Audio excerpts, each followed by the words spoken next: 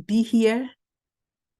Honored to be here this morning and to interact with the distinguished participants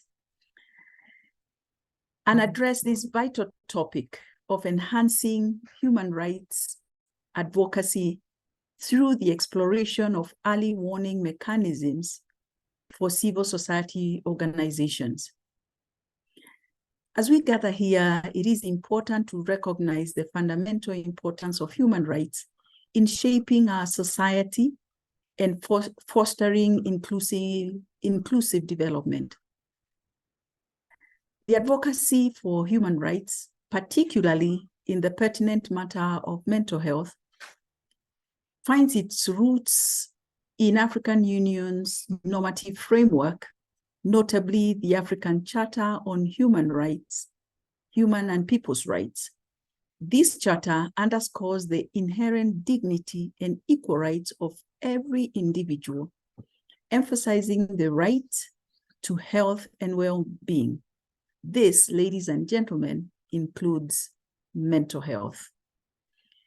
In Kenya, as in many parts of the world, there are challenges of poverty, conflict, and cultural stigmas that contribute to the prevalence of mental health issues. And this demands our urgent attention and action.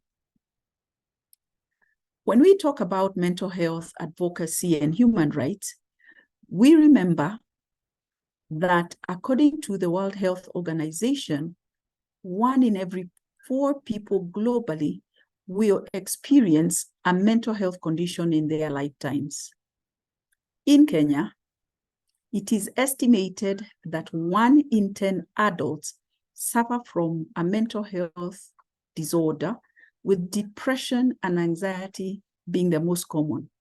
Ladies and gentlemen, with a population of 50 million, we are saying that there are 5 million Kenyans, adults, who suffer from a mental health disorder.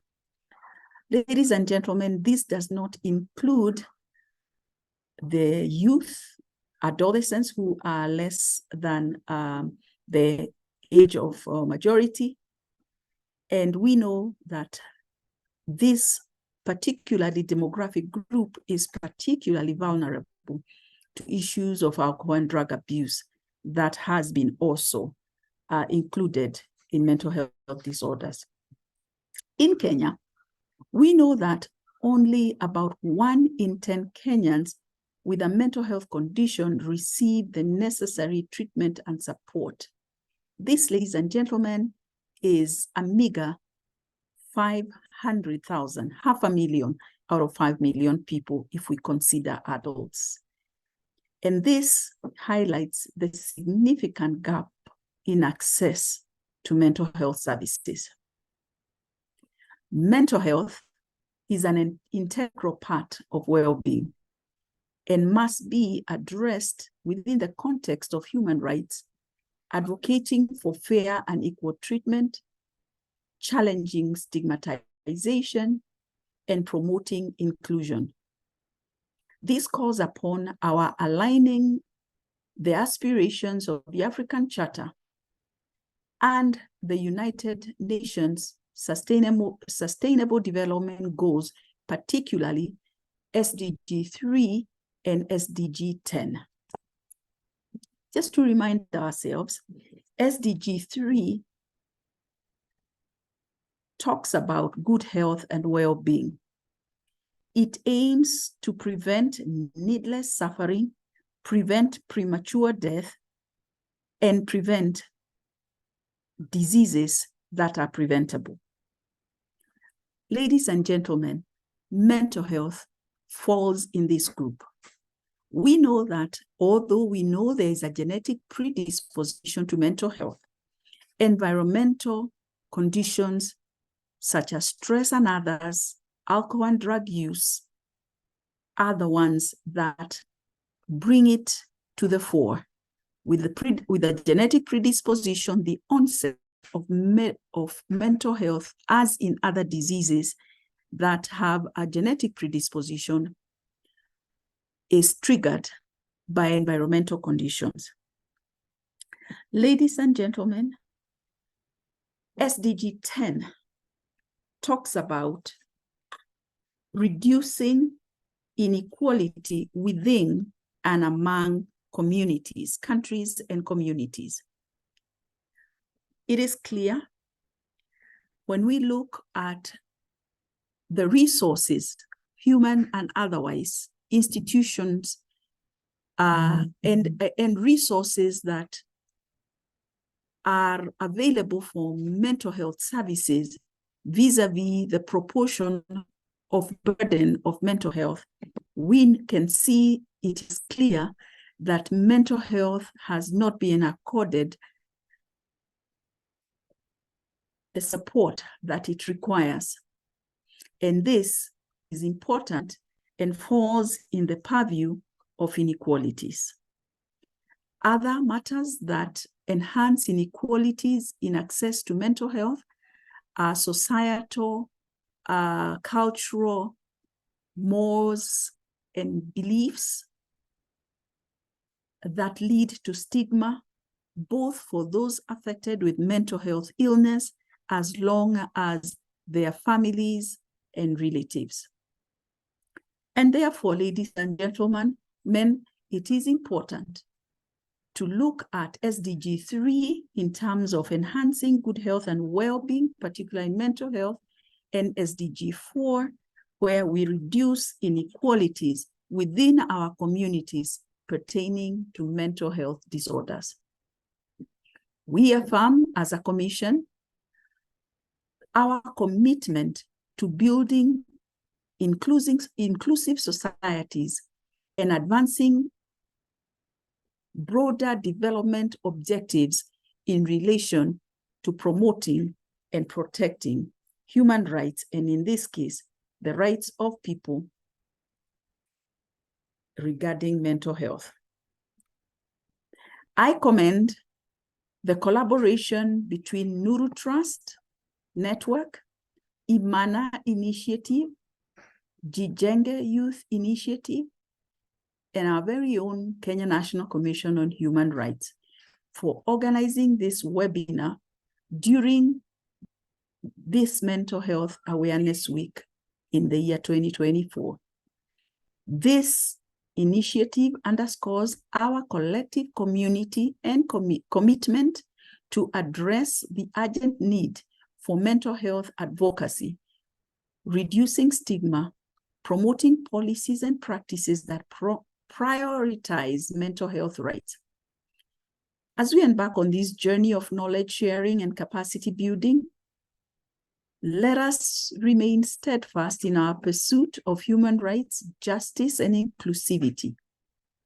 Together, we can catalyze actionable change, break societal taboos, and build peaceful and inclusive societies where every individual's rights are respected and protected.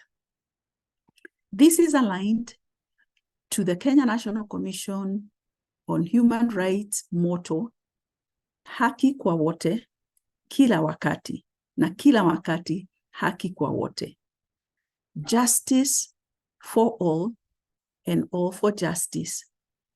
And in this case, justice for persons predisposed, affected, and living with mental health conditions.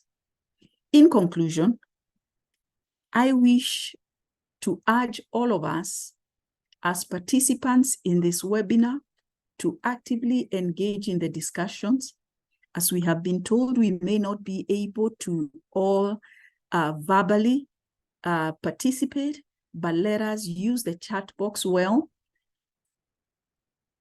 I call upon all of us to leverage on the experiences and expertise of all of us, and the insights that we will gain should be translated into tangible actions that will promote and protect human rights and advance the well-being of all Kenyans, and particularly those living predisposed and affected with mental health illness. I thank you all.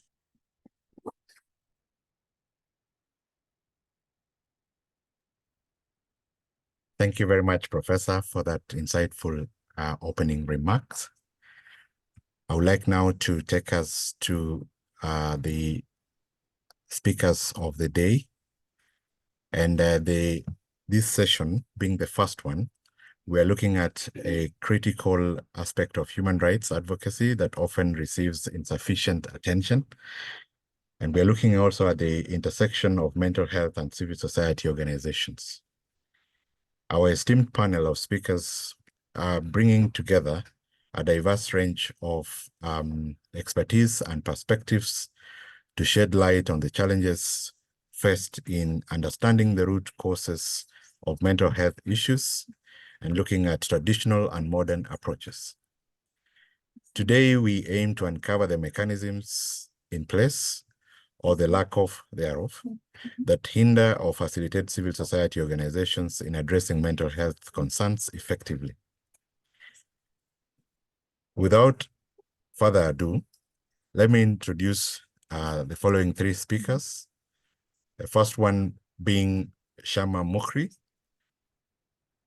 Shama Mukri is a clinical psychologist at Premier Academy, and she's very passionate about mental health and well-being. She has over 18 years experience and leads student support services and conducts also informative well-being sessions for adults, children, and caregivers. Our second panelist is Reverend Lee Wanja, an executive director and founder of Imana Initiative, which supports underprivileged youths through scholarships and humanitarian assistance. With a focus on education and community empowerment, she leads initiatives befitting youth across Kenya. And our third panelist is Ms. Winfred Kimeu. He's the program officer at Crown Trust and is dedicated to gender equality and women empowerment. With expertise in development, she facilitates civic engagement, supports women in leadership, and implements interventions for women, economic empowerment, and climate action. Each speaker will bring unique insights and expertise to the table, and we have no doubt that our discussion today will be both enlightening and thought-provoking. Let me start with Madam Shazma Mukri. You have 10 minutes to make your presentation. Please highlight on the question that you'll be handling, and the floor is yours, Madam.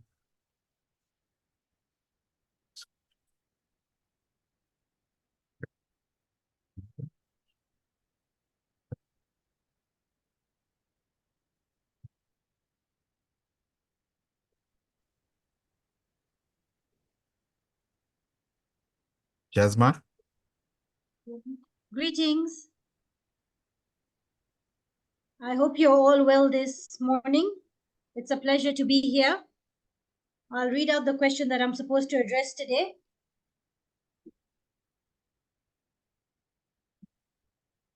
So I'm going to shed some light on the factors contributing to mental health issues and the role they play in the community dynamics. I'll also try and look at some of the religious beliefs that surround this. So mental health issues can arise from different factors, and this could be biological, genetic, environmental, and sometimes spiritual or psychological. When it comes to the biological aspect, it could be your neurotransmitters or your hormones having some sort of imbalance. Also, deficiency of something can lead to some form of mental illnesses. It could also be factors like your diet, your age, your sleep, that could result to mental health issues. It could also be as a result of a family history that is genetic, something that was in your lineage and you've been able to pick even years later. And that's why when you visit a hospital, a lot of times they'll ask you about the background, or if there's any predisposing issues that have resulted to how you're feeling. Then there's the environmental factors, which could be personal status, from your work to your marriage to your relationships, trauma that you may have faced. It could be also maybe an accident that resulted into a brain injury, your relationships, money matters, or any situations with war or the pandemic, for example. And then the spiritual aspect that would also be linked to maybe a crisis that you're facing, struggling to face the challenges you're facing.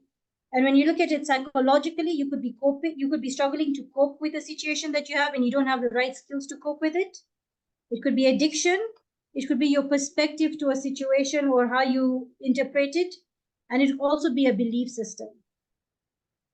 So when it comes to religious aspects, a lot of times culturally or in an African environment, things like you're not doing well because you have low faith. You know, you need to up your faith and be able to deal with this situation is something that I hear a lot of families telling people who have mental health challenges. And then other people would be like, oh, there's nothing like this, right? Just compose yourself, shake it off and move on. Some people also believe that it could be a possession, it could be witchcraft, or it could be the evil eye. And others people just feel like you need to be able to figure it out, take a few minutes, take a day off, go figure it out, and you should come back all composed. So when it comes to some of the mental health challenges or issues, all these things will also come together to play a role in how one is facing them. And when it comes to our community at large and our challenges currently, of course, one of our biggest concerns or dynamics has been stigma. Like the guest speaker mentioned, that there is there is a lot of stigma related to the current situation. And what happens when stigma comes up, and how does it influence one's mental health? So it could start off by maybe somebody not talking about their situation because they don't know how they're going to be understood in the environment. They don't understand whether anyone will understand what they're going through.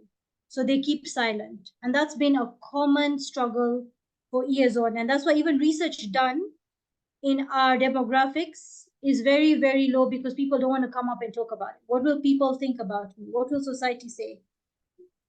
So that we don't have enough statistics. That's currently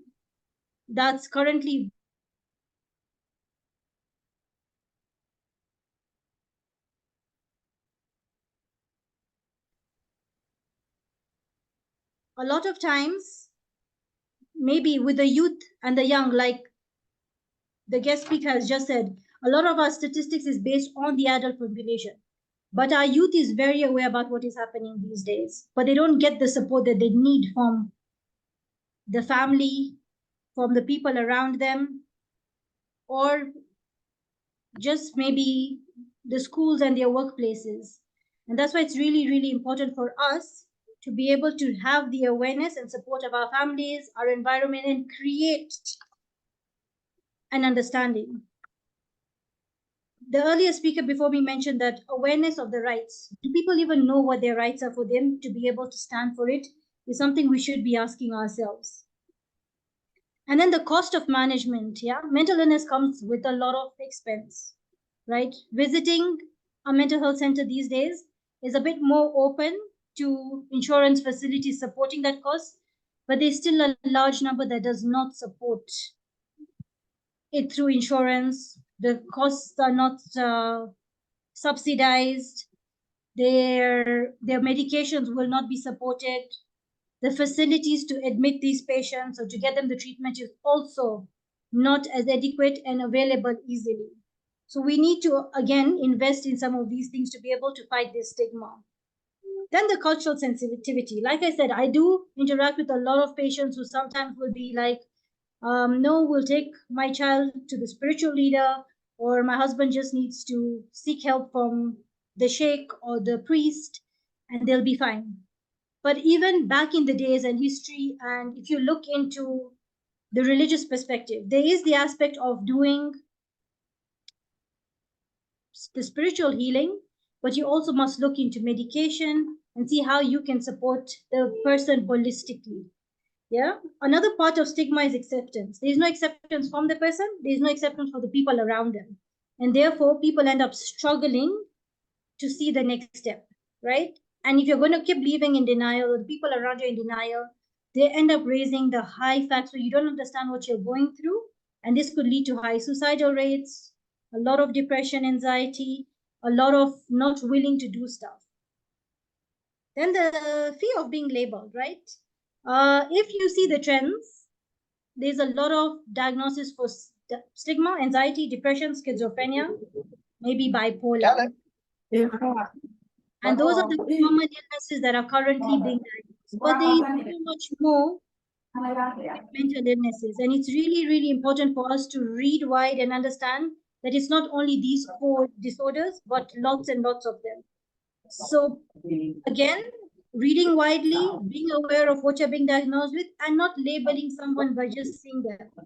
There's this phenomena where you must be a criminal or you might have gone through some form of violence when we see somebody who's struggling with a mental illness. So there's a linkage with mental health and criminal action. Perfect example would be suicide. Currently, still struggling that if you do attempt suicide, then you are considered a criminal and have to face justice. So people will not come up about it and talk about it because of the fear of how they will be tackled. And then, of course, there's the substance use and addiction that is linked to your mental illness, or a lot of times substance use is used as a form of trying to get away from your mental illness. So it could be a vice versa effect. I would encourage everybody to, of course, seek for help from an expert. Therapy is not about just coming in and talking, but it's about reaching out to an expert who will help you with the right techniques and the person that has the knowledge for this information. But you have to be open to it. You have to be able to see the progression. You're supposed to be taking your medication timely if you're on medication. If you're the kind of person who would like to have spiritual healing as part of your treatment plan, discuss this with your therapist so that they are aware. You can be able to do both together rather than just focus on one form without getting the right treatment. Also, I think as a country, it's important for us to give the people caring for those with mental illnesses the right support. They definitely need to be able to get the support that they need. They need to know what they can do for this person. They need to know what they can do for themselves, because it can be draining and overwhelming to take care of somebody who is struggling with mental health challenges. Sometimes you will be the kind of person who's wanting to help. You've done everything for this family member or friend. You've asked them to go for therapy. You've even taken them, but it may not seem to work and they may not be willing to. It's also important for you to remember to take care of yourself and maybe reach out for help yourself and see that I really want to help, but things may not be in my control. So reach out for help for yourself as well, so that you can give those people around you the right support, even if they're not seeking to do it.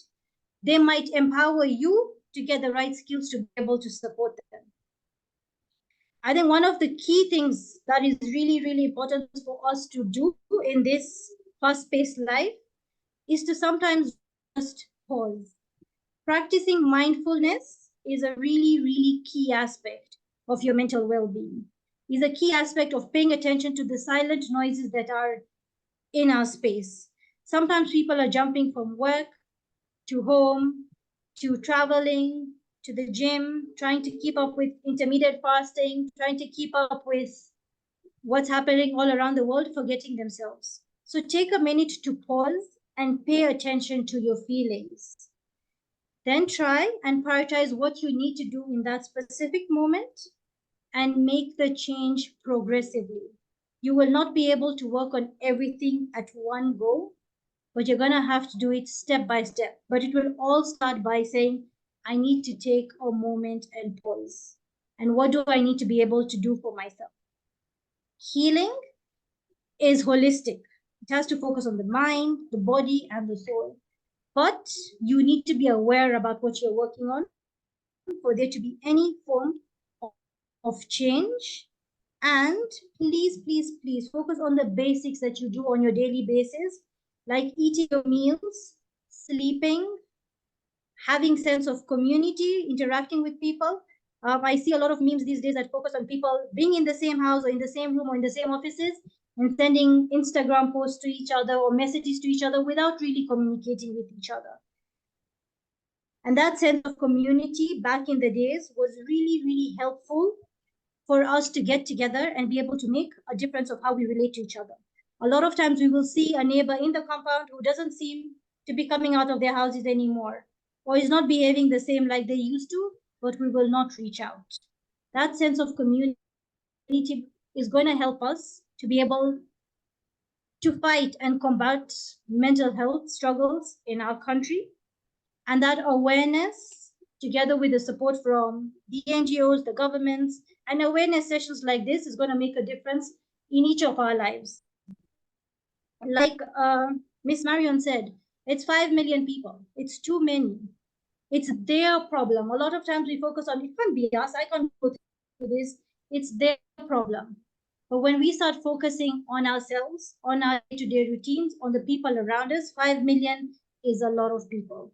And we can only start by making a difference one at a time. Each one of us can do something to make that difference. I would like to encourage all of you to think about yourself in this moment and pause, maybe taking a deep breath. Let's breathe in and breathe out. And just try and hear the things around you that you've not paid attention to. Taking a deep breath again and smell the things around you. Breathe out. That moment of pause and reflection, I want you to commit to one thing you will do for yourself to make a difference to your mental health. That you will do to make a difference to the mental health of those around you and to the community at large.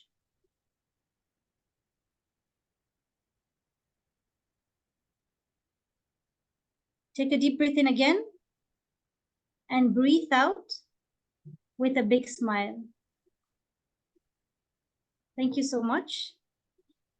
I shall take questions as they come. Thank you. Thank you very much, Shazma, for that insightful presentation. Indeed, we have taken a deep breath and it feels very rejuvenating. Allow me now to invite Reverend Lei Wanja to give her presentation. For purposes of this webinar, please, for those who are on X, now it's no longer Twitter, but an X, our hashtag is no health without mental health. Hashtag no health without mental health. Please feel free to tweet and comment and give comments and promote our webinar. Thank you. Welcome, Reverend Lee. Thank you so much. Good morning, everybody. I just want to begin by appreciating Professor Marion and Ms. Shukri. Can I get that, your name again, please? I want to say it right. Mr. Martin Pepela. Mr. Martin, and the speaker that just spoke before me. Shazma. Shazma, Ms. Shazma, thank you. I just found myself smiling as you were having us take the deep breaths in and out and just being more conscious. I realized there are things I missed as I was quickly coming into the office this morning. So thank you so much. I am going to be highlighting the importance of community engagement in this process, discussing how it's the importance of involving the community in discussions about mental health and seeking to understand their perspectives, experiences, and cultural contexts. All right, so the first level of community engagement is having deliberate and bold and critical conversations. As Ms. Shazma said, that when it comes to faith, I'll be leaning towards the faith side a bit, just to enlighten you on how mental health issues have deeply affected religious organizations. One of the things that is very, very common is people not having honest conversations because of, you're told you don't have faith, you don't have clear understanding, and it's made to seem as if it's your own fault that you have come into a challenge of your mental health. And I feel like the first level of community and involvement is beginning to debunk the issue of faith and mental health, and having bold and critical conversations. And this is very, very important because number one, it's going to kill stigma, and then it will begin to normalize conversations that are difficult in our circles. And even if somebody is going to lean towards faith and spiritual healing, and even if they are going to go for therapy, it's still important for everybody to be able to be comfortable enough to have honest conversation. The second thing is the second level of community involvement is inviting people to tables of solutions, encouraging training in counseling and the building of functional support groups. I have noticed that building support groups has been very helpful. So some of the support groups that we can consider building are not support groups that are specifically mental health support groups, but you realize that when people are found in healthy environments with good conversations, healthy environments that have resource sharing, healthy environments that have good events and activities, the issues of mental health also begin to decline, because where there is isolation, there is a spike in mental health challenges. And you find that anytime that people are invited to the table of solutions and building focus groups, building support groups, that it helps the community. But the third thing is that we are also able to train people in counseling. So I have also realized as a church leader that when we have equipped the small group leaders or different leaders in the community with skills around counseling, then it begins to equip them so that they are not ignorant as people approach them for help, but also they have empathy, but also they have the skills to be able to know what somebody ought to do in the place when they're going through a certain situation. Then the third thing is the third level of community involvement is equipping the community and families with soft skills at a basic level. Some of the things that we have noticed is that when people come to us at Imana Initiative, young people, sometimes they feel lost because they don't have the skills to be able to approach a certain situation. So what we began to do is began to train people on certain soft skills, and some of those soft skills were handling difficult and critical conversations, developing resilience, developing empathy, emotional intelligence, finding joy in the mundane, and starting micro businesses. And some of those things have been able to counteract, and even leadership, training young people in leadership, giving them responsibilities. So one of the things we have found is that people are more equipped when they have hardship come to them. You find that people are more equipped in dealing with the challenges that they face if they have the soft skills. All right, so I also want to touch on the issue of stigma. The issue of stigma, even as we speak about the community, about involving the community, combating stigma around mental health, but I'll also add the stigma with also the lack of skills. So, and I'll give you a quick story about myself. When I was in high school, I felt like I went to a school that had all the necessary resources to, to help us along. But in Form 1, I began to feel a strange disconnection. I did not know what that was, but I began to feel a strange disconnection with the world. And I began to feel dissatisfied and scared and terrified. And it was so bad that I wouldn't sleep at night. So I began to have very bad nightmares. And before you know it, I started feeling like I needed to check out of my life.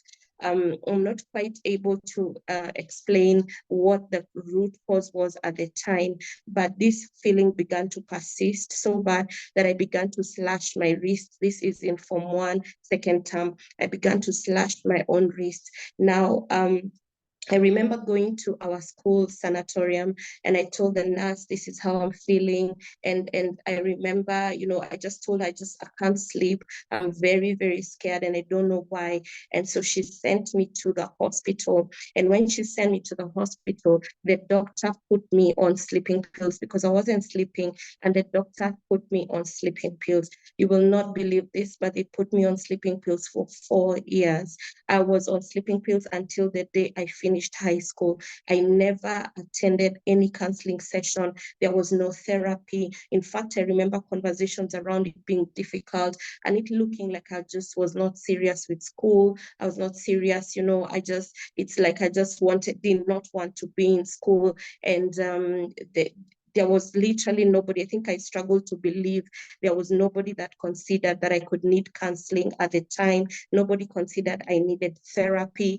And I was a Christian leader at the time as well in the school. And so the thought was that if I am a leader, then I need to apply my faith. But you understand, I had no skills, I had nothing to be able to approach the challenge that I was facing. And so in Form 4, I remember one day I went for a refill of my medication.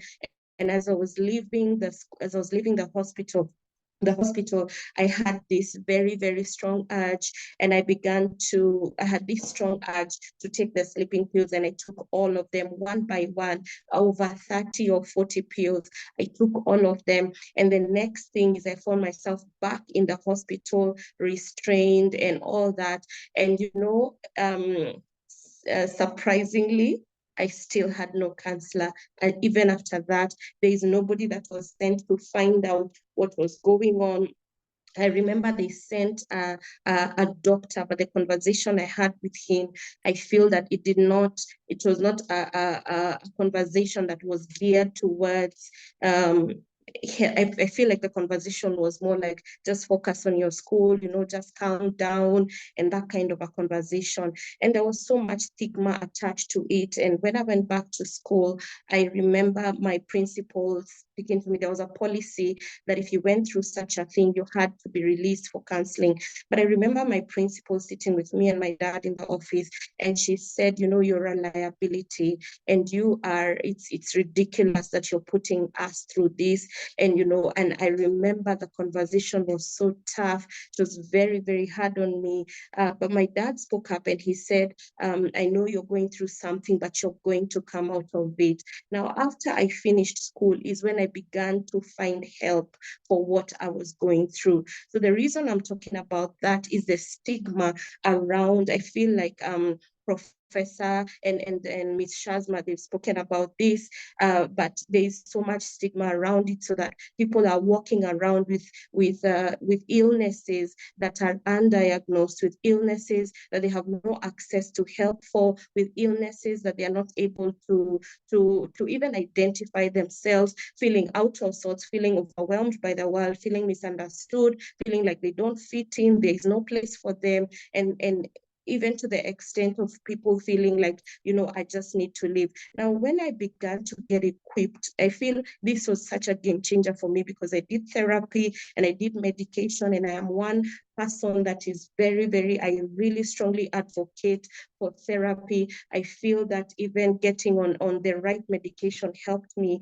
a great deal. And once I began to get equipped, I began to get some skills, some soft skills that helped me. Therapy helped me, prayer helped me. And eventually what began to happen is I began to become stronger to be able to face the challenges. So it stopped becoming so overwhelming, and I got better at it. Eventually, I was no longer on medication. Eventually, I was no longer on therapy. And even if I needed to get on therapy, even now, I would still do it. So I feel like sharing my story could help somebody, just to consider somebody, if you're working in education, if you're working with young people, that there are so many young people who are unable to access, because even at the basic point of conversation, there is nobody to guide them through with relevant questions. There's nobody to guide them through with high quality and critical conversations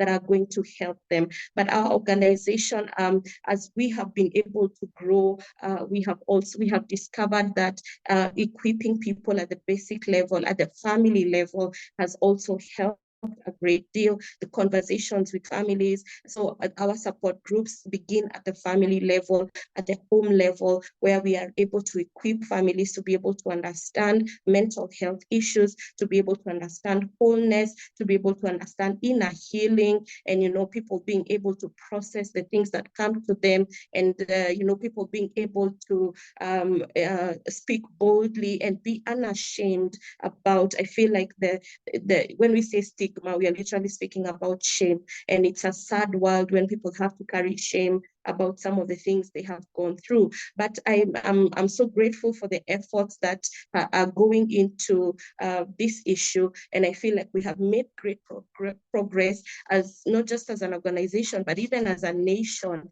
in this area. I don't think that this would have happened many years ago, even just to see that schools have their psychologists and all that, and things that I never saw in my day. And I believe that that the efforts that we are putting in, they may seem small from our different organizations, but I do believe that we are making a difference at the ground level and even at the national level. Thank you very much.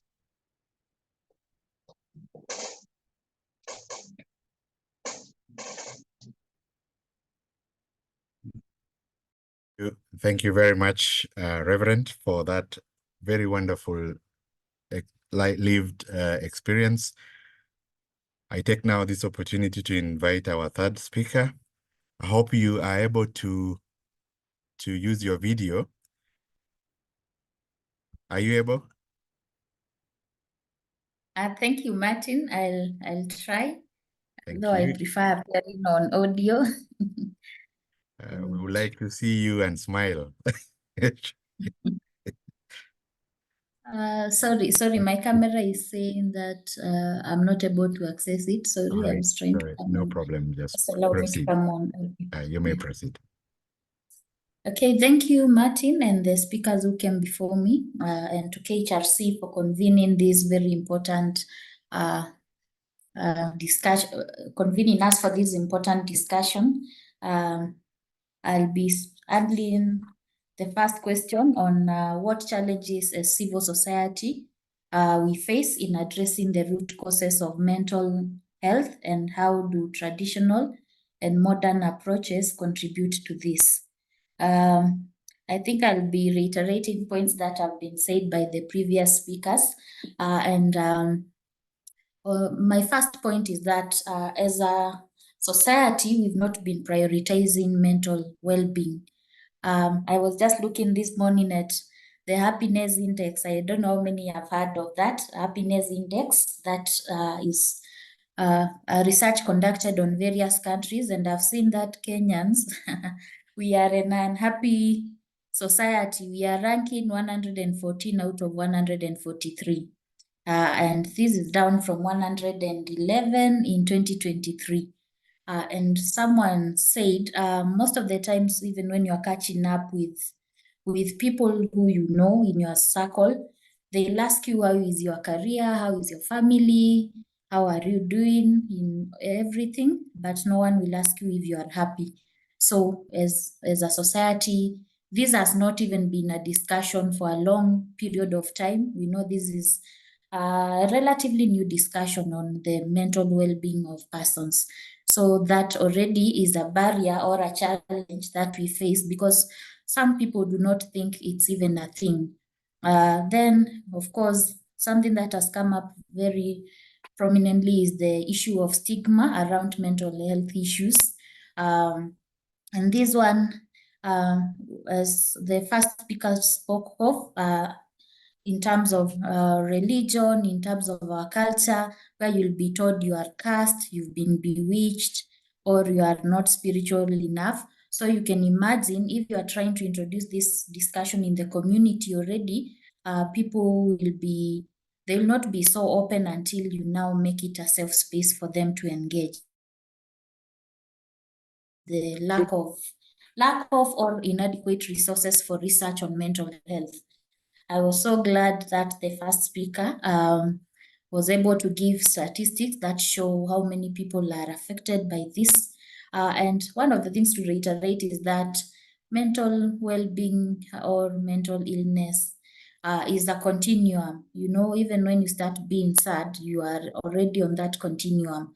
But it's good that we have some data on those who are already recorded, but this remains a challenge.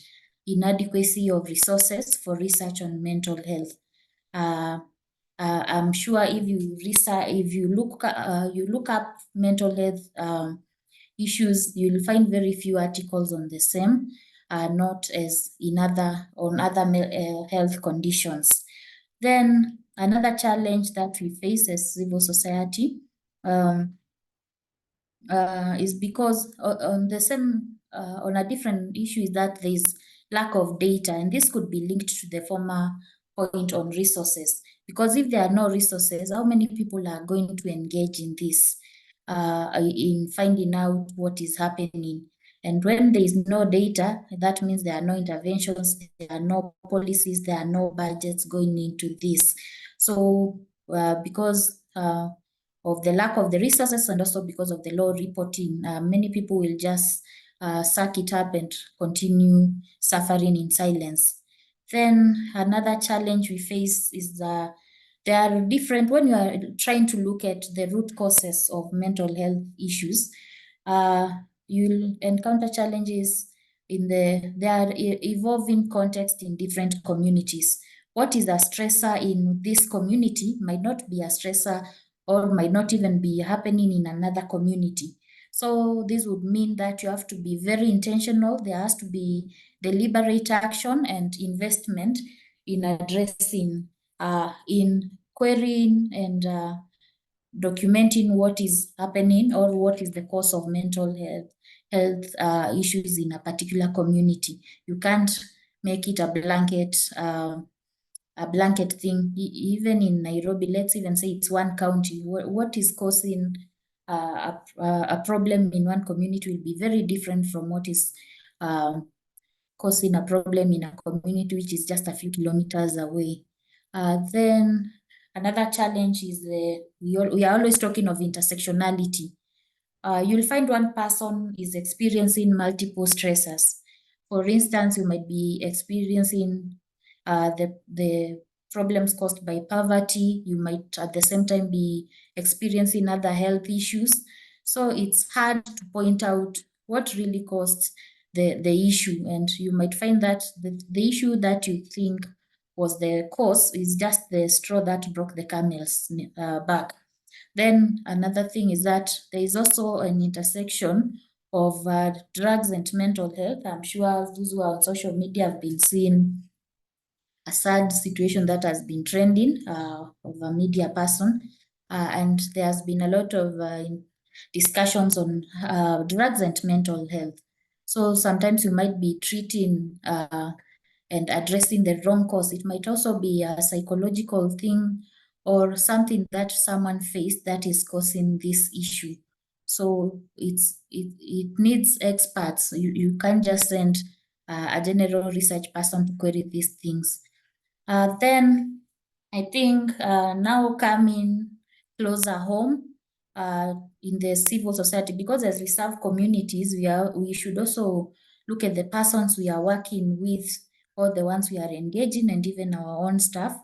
I think one of the main challenges has been because even these civil societies, they are not led by robots, they are led by human beings who have grown in these societies, which have this stigma, who have also been told mental health issues are for the weak and so on.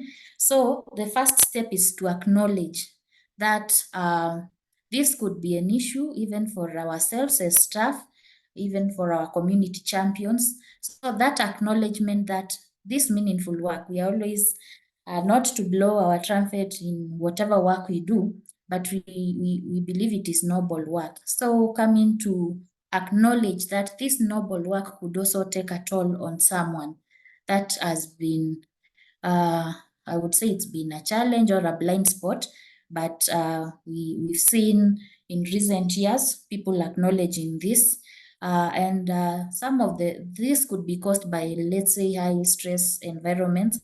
I know the Kenya National Human Rights Commission and many of us in this space are aware of this. When you are talking about human rights, you might get even physical attacks, you might get threats and intimidation, negative discourse and smear campaigns.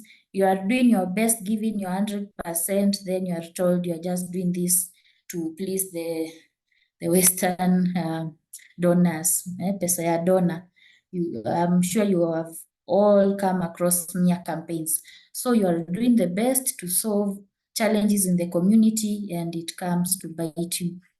Then, of course, there's burnout. There's so many things to work on, and burnout could lead to that. And those working on serious, I'm not saying the other things are not serious, but very critical human rights issues, such as, let's say, police brutality, sexual and gender-based violence, you'll find that they are suffering from what we call compassion fatigue or secondary trauma. When you are meeting people who have been attacked and they are facing all these challenges, even as a human being, of course, it will affect you. So imagine you are dealing with like 5 cases of SGBV every week. It will take a toll on you, and that's why it's advisable for people to also, the persons dealing with this, to go for debriefs and talk to counselors. And another one could be inadequate self and collective care. Then looking at traditional approaches and how they've contributed to these challenges, you'll find that culture and religion are very related to the stigma we talked about. And as the first speaker had mentioned, when we demonize mental health issues, we say you've been bewitched, you are not prayerful enough. And it's seen as a spiritual thing. As much as it could be spiritual, I think most of the times it's lumped up as a spiritual thing. You are either bewitched, you are cursed, you did, it's karma, you did something bad to a person and it's time for you to pay, and you need prayers or exorcism. I saw the case I was alluding to on social media. The parent was saying that someone was telling them to take, I don't know, 10 chicken for their son to be delivered from a mental health condition and so on. So sometimes the culture that believes in that perpetuates such beliefs has led us into such situations where someone is worsening if you are to listen to them instead of getting the right help. Then I wouldn't call it culture, but rather the practice that has been there. Many people will say that life is hard. We are all told work hard, life is hard, and you must suck it up. And especially, I think there is a gap with the older generation not understanding the younger generation, where in several years ago, this was not recognized as an issue that is mainstream, and you will find that sometimes the older generation is saying that the young generation is very soft, watoto wa Cerelac and so on, and such issues are ignored. Then we are also seeing, as someone said, we used to have strong social support. You knew if things are bad, you can always go back home. You can always rely on even the extended family. But we've seen a breakdown in social structures. Even the church used to provide these services, but I think the church is trying. They have different programs for different persons, but still you'll find some who believe that you need to go for deliverance, yet it's something that should be given a different kind of attention. And as they say, if you find someone who has fainted by the roadside, who has collapsed, you will try to get them the necessary help and get them to a hospital.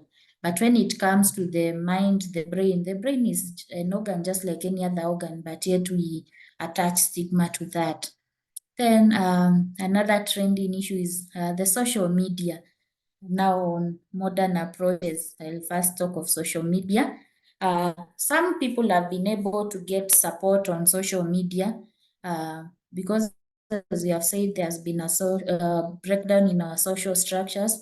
So many people are finding support online. They are able to share, and someone volunteers themselves to talk to them and point them in the right direction. But at the same time, social media has worked negatively for others because sometimes when you open up, you are attacked, and we can see furtherance of the stigma because it's the same people who are in the society.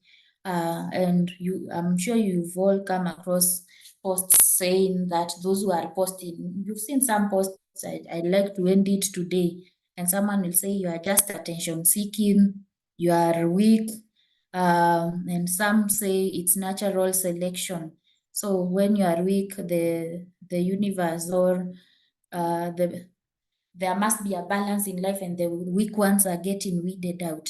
So social media has worked both positively and negatively. And I remember like a few months ago, there was a man who had posted that he's going to kill his wife and himself, and people didn't take it serious and ended up doing that. So what safeguards are also in these spaces that someone can post for about a month that they are going to do that, and people think they are just joking, and finally the person does it. Then on modern approaches, I'm going to talk of the challenges in accessing treatment. Someone had alluded to that in the among the previous speakers. But when we talked of the stigma and that lack of investment and data in this, the lack of data and the stigma has led to low investment in mental health services. For instance, I saw someone say to be admitted in Madari Hospital, if you do not have NHIF, you need 5,000 shillings. How many Kenyans can afford this? Those Kenyans living in abject poverty, how many of them? And if you are seeing a psychiatrist, you need at least 3,000 to 5,000 per session. So it's quite expensive accessing these services, and I'm glad that there are such interventions providing data through research. So we are going to have evidence-based advocacy based on such data. Thank you so much. Over to you, Martin. Yeah, thank you. Thank you very much for that very insightful presentation and sharing your experiences, and specifically touching on the generation gap between what we call nowadays Generation Z and the old generation of people like us, having a gap of how to understand one another. I would like to encourage participants to share their questions using the chat box, and the presenters will be able to respond if time allows. It is now important for us also as a commission to clarify. I heard one of the presenters say KHRC. Yes, KHRC is one of our partners, but this is KNCHR. It's a mouthful, but in short, it is the National Commission on Human Rights. It's a state agency, that is provided for under Article 59 of our Constitution, whose mandate is to protect and promote and fulfill human rights in Kenya. KHRC is an NGO, that is Kenya Human Rights Commission, and it's one of our partners in this human rights space. Allow me now to, before I invite Madam Shazmash Mukri to say something regarding schools. Any other person with a question, please use the chat box so that I can place the questions to the panelists. And thereafter, after Madam Shamsa speaks, I would like to hand over to Mary to take us to the next panel, and that is our second session. Madam Shamsa Mukri, please respond to what you wanted to do under the element of schooling in Kenya.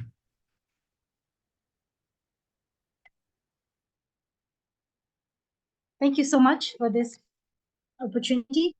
I'd like to really appreciate Reverend Lee for sharing her personal story. It takes a lot of courage to stand up and talk about yourself, so thank you so much.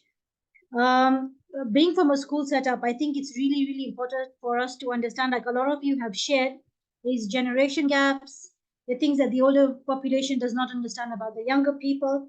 And at Premier Academy, we have a large population of school counselors, teachers that support learning support students, and also our careers department that tries to incorporate people's mental health difficulties or learning needs to have children with a brighter future. But I think there should be a holistic approach through the country, through the people there, because it's really, really key to understand that children, as much as we feel like are little and what could they be going through, I get that question a lot of times. What would children be going through? What would they be upset about? There's a lot of things that are happening in society these days. And from substance use that is happening with a lot of our youth, the impact of social media.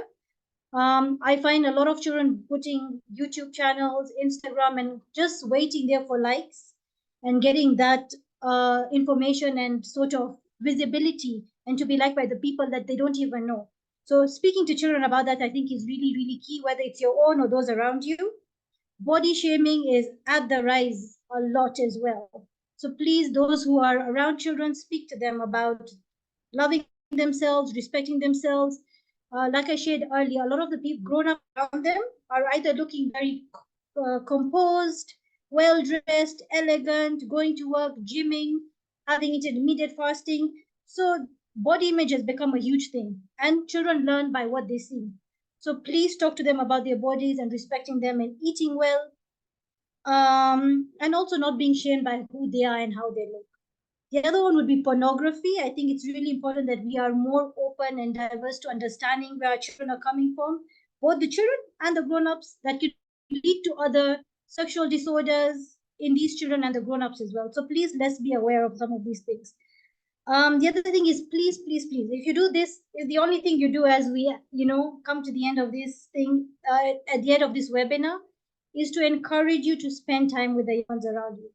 Not be there to just hear, but to listen to what they're saying and to see what they have to tell you. Because sometimes they do have the questions, they have the pain or the concern, but they don't know where to go or where to start from. So guiding our children on what is the process and what they can do, or even the grown-ups, when it comes to mental health, what can I do for myself? Is it okay to reach out for help? So kindly create time to listen to the young ones around you. COVID had a huge impact on us as grown-ups. We all are aware of that. But it also had a huge impact on the youth and children from how they socialized. Remember, they were not talking to people. They were not allowed to share something that we are always talking about openly.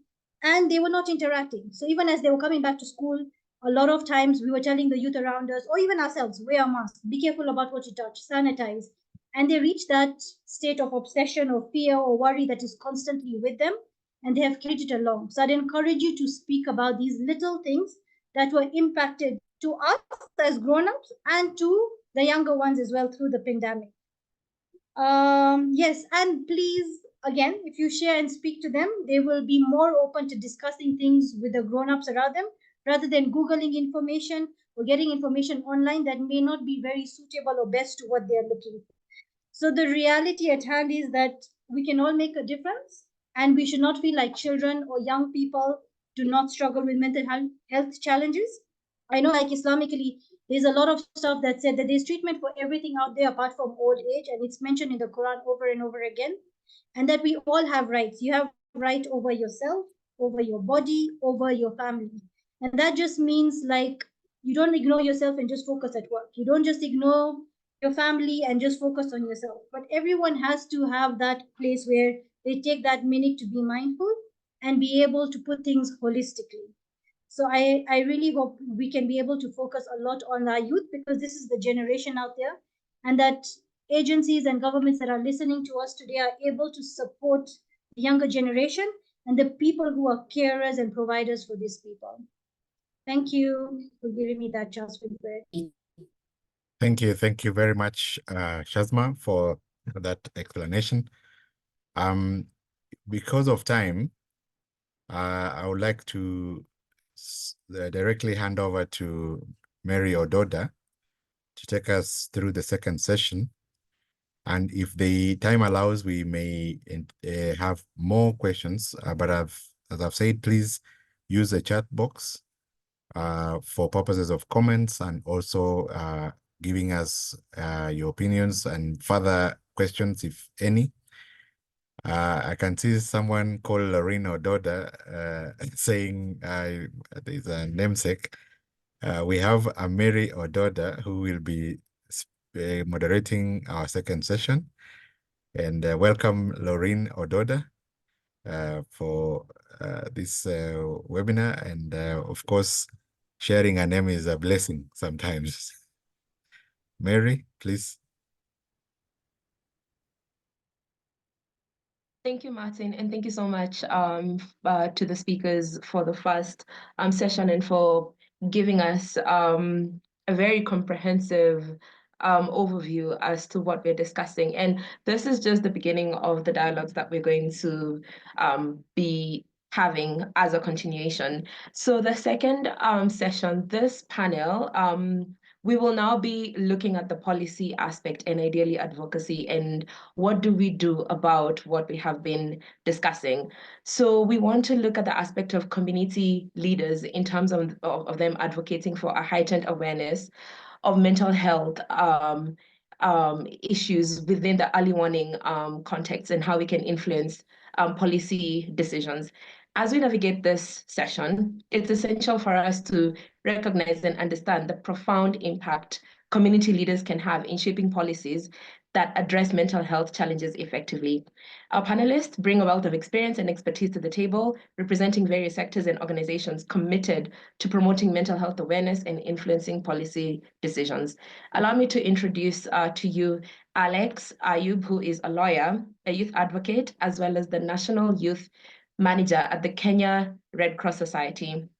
He's dedicated to youth empowerment and road safety, serving on various boards and platforms to amplify youth voices nationally and globally. Our second speaker will be Dr. Sylvia Mbogwa, who is a neurologist at Aga Khan University Hospital, specializing in epilepsy, dementia, and stroke care in Kenya. Dr. Mbogwa is also an assistant professor of internal medicine who focuses on improving care pathways and outcomes, and is very passionate about mental health. Our third speaker is Billy Sonyango, who's the executive director at the Youth Cafe, which is a youth empowerment organization with its headquarters in Kenya. Willis leads a team on initiatives empowering youth through skills training, mentorship, and entrepreneurship programs on the continent. I'd like to jump straight to Alex, if you can kindly turn your camera on. Alex, are you able to hear us?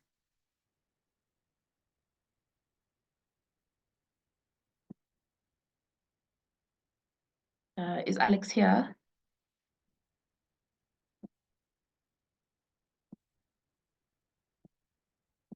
Okay, no problem. Let's move to Dr. Sylvia. When Alex comes back online, we'll be able to direct the questions to him. Dr. Sylvia, are you here with us?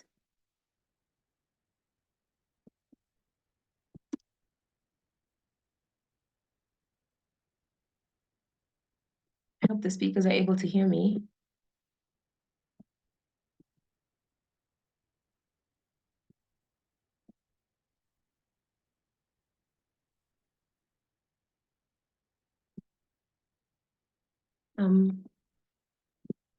Martin, do our second panelist have rights to the microphone in the video? I can see Dr. Sylvia. Are you able to hear me? Hey, Mary, yes, I can hear you now. I was not on the panel. Sorry about that. Are you able to switch on your camera? I'm unable to because I'm not, let's see, I'm not enabled from your end. Okay, could I kindly request the IT team to sort that out? Just like the speaker's been enabled, I need to have the video enabled too. All right, and Alex as well. Could you please give him access to the audio and the video? And Willis, if we can kindly have all of them, the three of them. Okay, all right. Let me ask. Yes. Yeah. Hi, Alex is here, and Willis. I just want to make sure all my speakers are here. Yeah. Yes, I'm here. Just waiting for the video unmute. I mean the video button, but there's the audio now is okay. All right. I mean, audio is on, video not yet.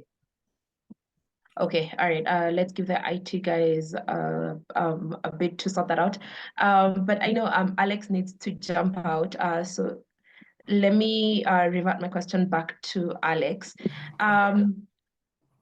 Alex, my first question to you would be, you working for Kenya Red Cross. Red Cross is an international organization that is very well known for working in such spaces and in different communities.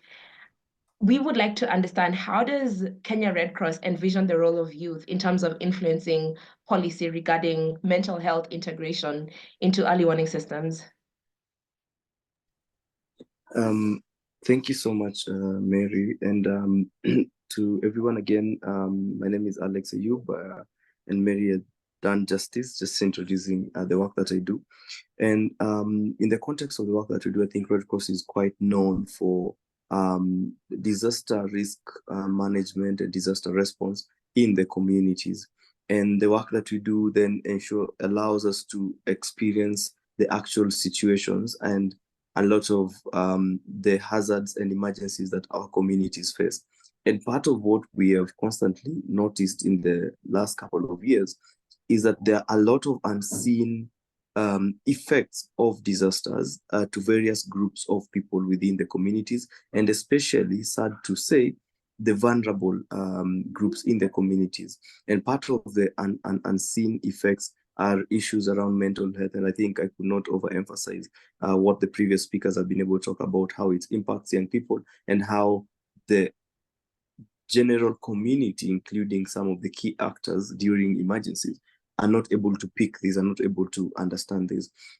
And so you would also appreciate the fact that disaster management and disaster response in the community has significantly moved from us getting into the response phase, but building resilience of the communities. And I'll give a very good example of what has been happening. Well, it's an unfortunate situation of a flood situation in this country.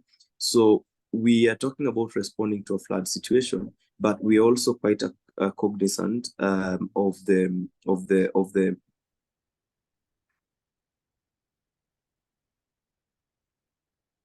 sorry, yeah. So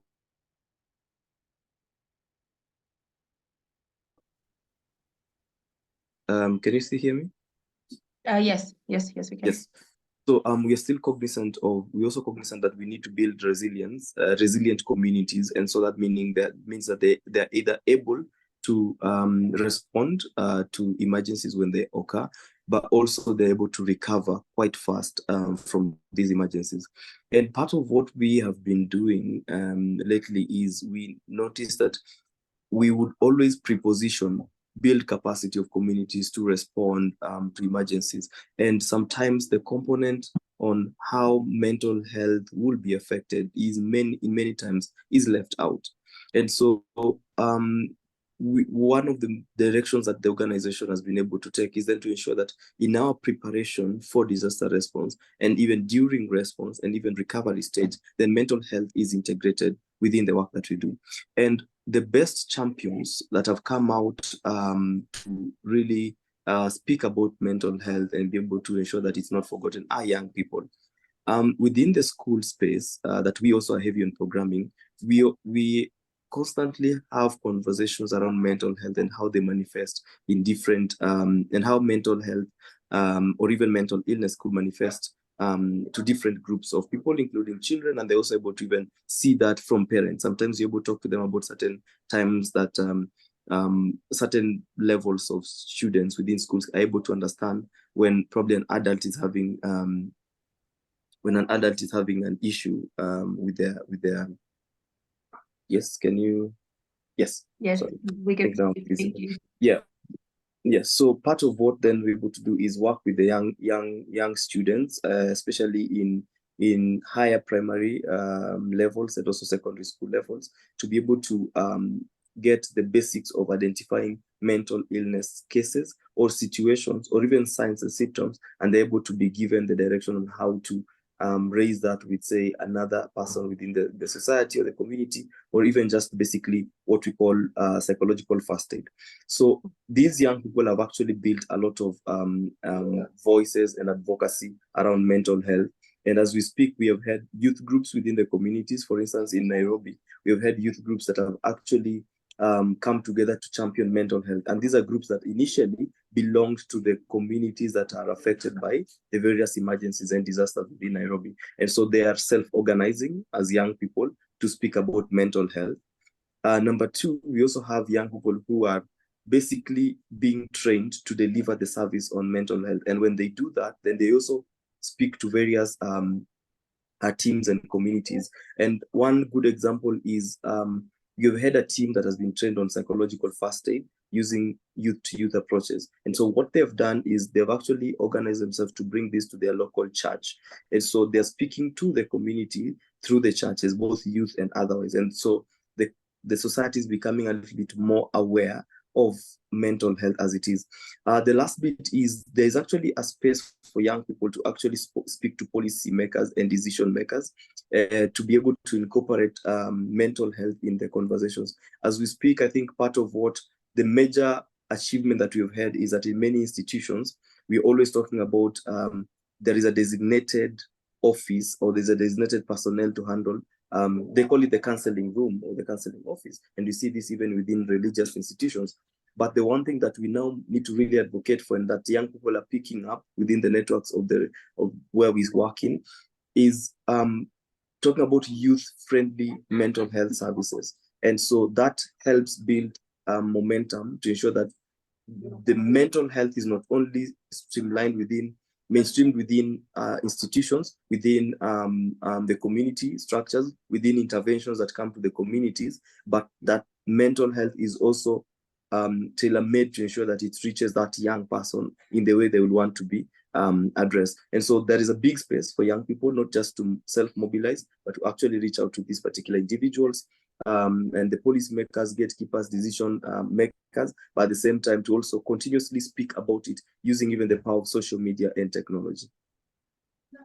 Thank you so much for that comprehensive response. And it's good to know that there are spaces available for young people to be able to communicate, to be able to be visible, to be able to share the work that they're doing. I think I have a follow-up question to what you've just discussed. Are these young people speaking to each other as much as they have all these spaces? Do they know what they're doing in the different counties, for instance, with the young people that you work with? Yeah, so yes, that is a very interesting reflection. I would answer yes and no. Young people are speaking to each other in relation to raising awareness on particular components of mental health. And so we are getting it more and more often that it's very easy for a young person to reach out to another young person, especially in learning institutions, leveraging their social networks to speak to each other about such scenarios, and also using the power of social media. I think they might not be communicating, targeting an individual, but within the WhatsApp groups. We actually have a WhatsApp group created for youth in Kibra, and they've also created one for youth in Kawangware, youth groups, facilitated by Red Cross, where they are constantly giving mental health tips to each other. And so sometimes you've seen people posting and even asking, oh, I have a colleague of mine who started, I have a friend of mine who started having certain situations or certain behaviors, what could be happening, and they will generally speak about it. And there's actually a trained counselor in that particular space who then picks certain issues and maybe even makes a phone call follow-up. But one of the other ways in relation to why we also think that young people are not speaking to each other, there is a category of young people that is emerging within the society that many people are describing them as elite groups. And so these are the groups that probably have been exposed to more and more information about many factors, social problems, including mental health itself. And so they know what mental health is. They know how to access the service. They know how to identify when there is a mental health situation that needs to be addressed, but they know it among themselves. And so the elite in the society might not be able to reach that last mile young person who is, and this also comes back to the conversations around the levels of marginalization, the levels of discrimination. And I'm imagining in our work, a young woman who lives in West Pokot County and probably is also with disability, who lacks access to digital spaces. And this is someone who ordinarily will then not be able to be reached by most of the conversation, including the platform that we're having now. And so what we are using, what we are seeing more is we are having young people who are somehow trying to be present physically in certain spaces. And so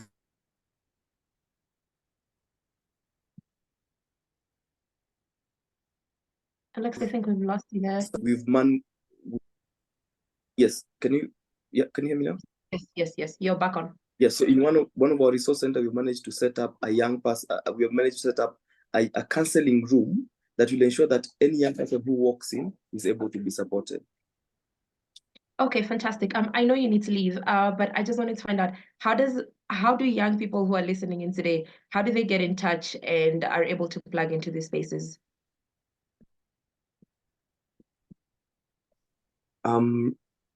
Yes. So Mary, I think as my last comment and last thing on what you just said is we have we can use our social media spaces, and we also have our toll-free number 1199 that can always be used by a young person who wants to access counseling services, and they're 24/7. I also have my colleague Cecilia, who is on the call, who will also be able to help me with the follow-up questions. Thank you so much. Fantastic. That's okay. And thank you for your time. I want to jump right to Dr. Sylvia. Earlier on, we had from Shazma regarding the nexus between the mental health space and the medical space. And I know sometimes we don't really sort of put the two together in terms of understanding how the two are connected. So as a neurologist, I would like for you to help us understand the intersection between mental health and neurology, and how does this understanding inform the role of community leaders in terms of helping us understand the issues around mental health? Okay. So I believe it's still morning. Good morning, everyone. Good morning. So thank you, Mary, and thank you for the organizers of this very useful workshop. I think it's high time we did this. And I just want to thank all the speakers who've been there before me. I think they've made my work much easier. They've highlighted a lot of things that I would have probably wanted to do, but I'll just give a bit of intro and then I'll go straight into my questions. So our first speaker was actually the commissioner for the Kenya National Commission on Human Rights, Professor Marion Mtungi, and her statistics are right on point. 1 in every 10 Kenyans right now is struggling with mental health issues, mental health disorders. What are mental health disorders? These are conditions related to depression. Literally everyone right now is depressed. The economy is not making things any better, the costs of living. And then we have schizophrenia, we have generalized anxiety disorders, we have panic disorders. We have disorders which are caused by drug and substance abuse in its own right. And then we have conditions which are caused by, as Shukri actually said, Dr. Shazma, she related to genetic causes. We actually have genetic causes. You will find that in a family where mental health disorders are rampant, it probably will learn, it will be running in the family, and you'll find that if you take history, somebody in the family has had mental health issues. So if you have someone whose family or close family member has mental health issues, it's worth taking them to see a specialist, especially if they will develop any of the warning signs that I'm going to talk about. The other things are nutrition, poverty, and then they're also birth and developmental history. Children who, when their mothers are getting them, go through difficult births, obstructed labor, they get perinatal injuries, cerebral palsy. These are children who are more likely to suffer from mental health disorders as they grow up. Neurological conditions like epilepsy, we have a lot of neurodegenerative conditions, Parkinson's, dementia, and also inflammatory conditions of the brain. All these will actually make you more predisposed to developing a mental health condition. And then we also have childhood conditions like ADHD. All these are actually, so you can see the scope of mental health disorders is quite widespread. It's not as narrow as we think. And that is why 5 million Kenyans out of the 50 million will probably have a mental disorder. And it's actually on the rise right now.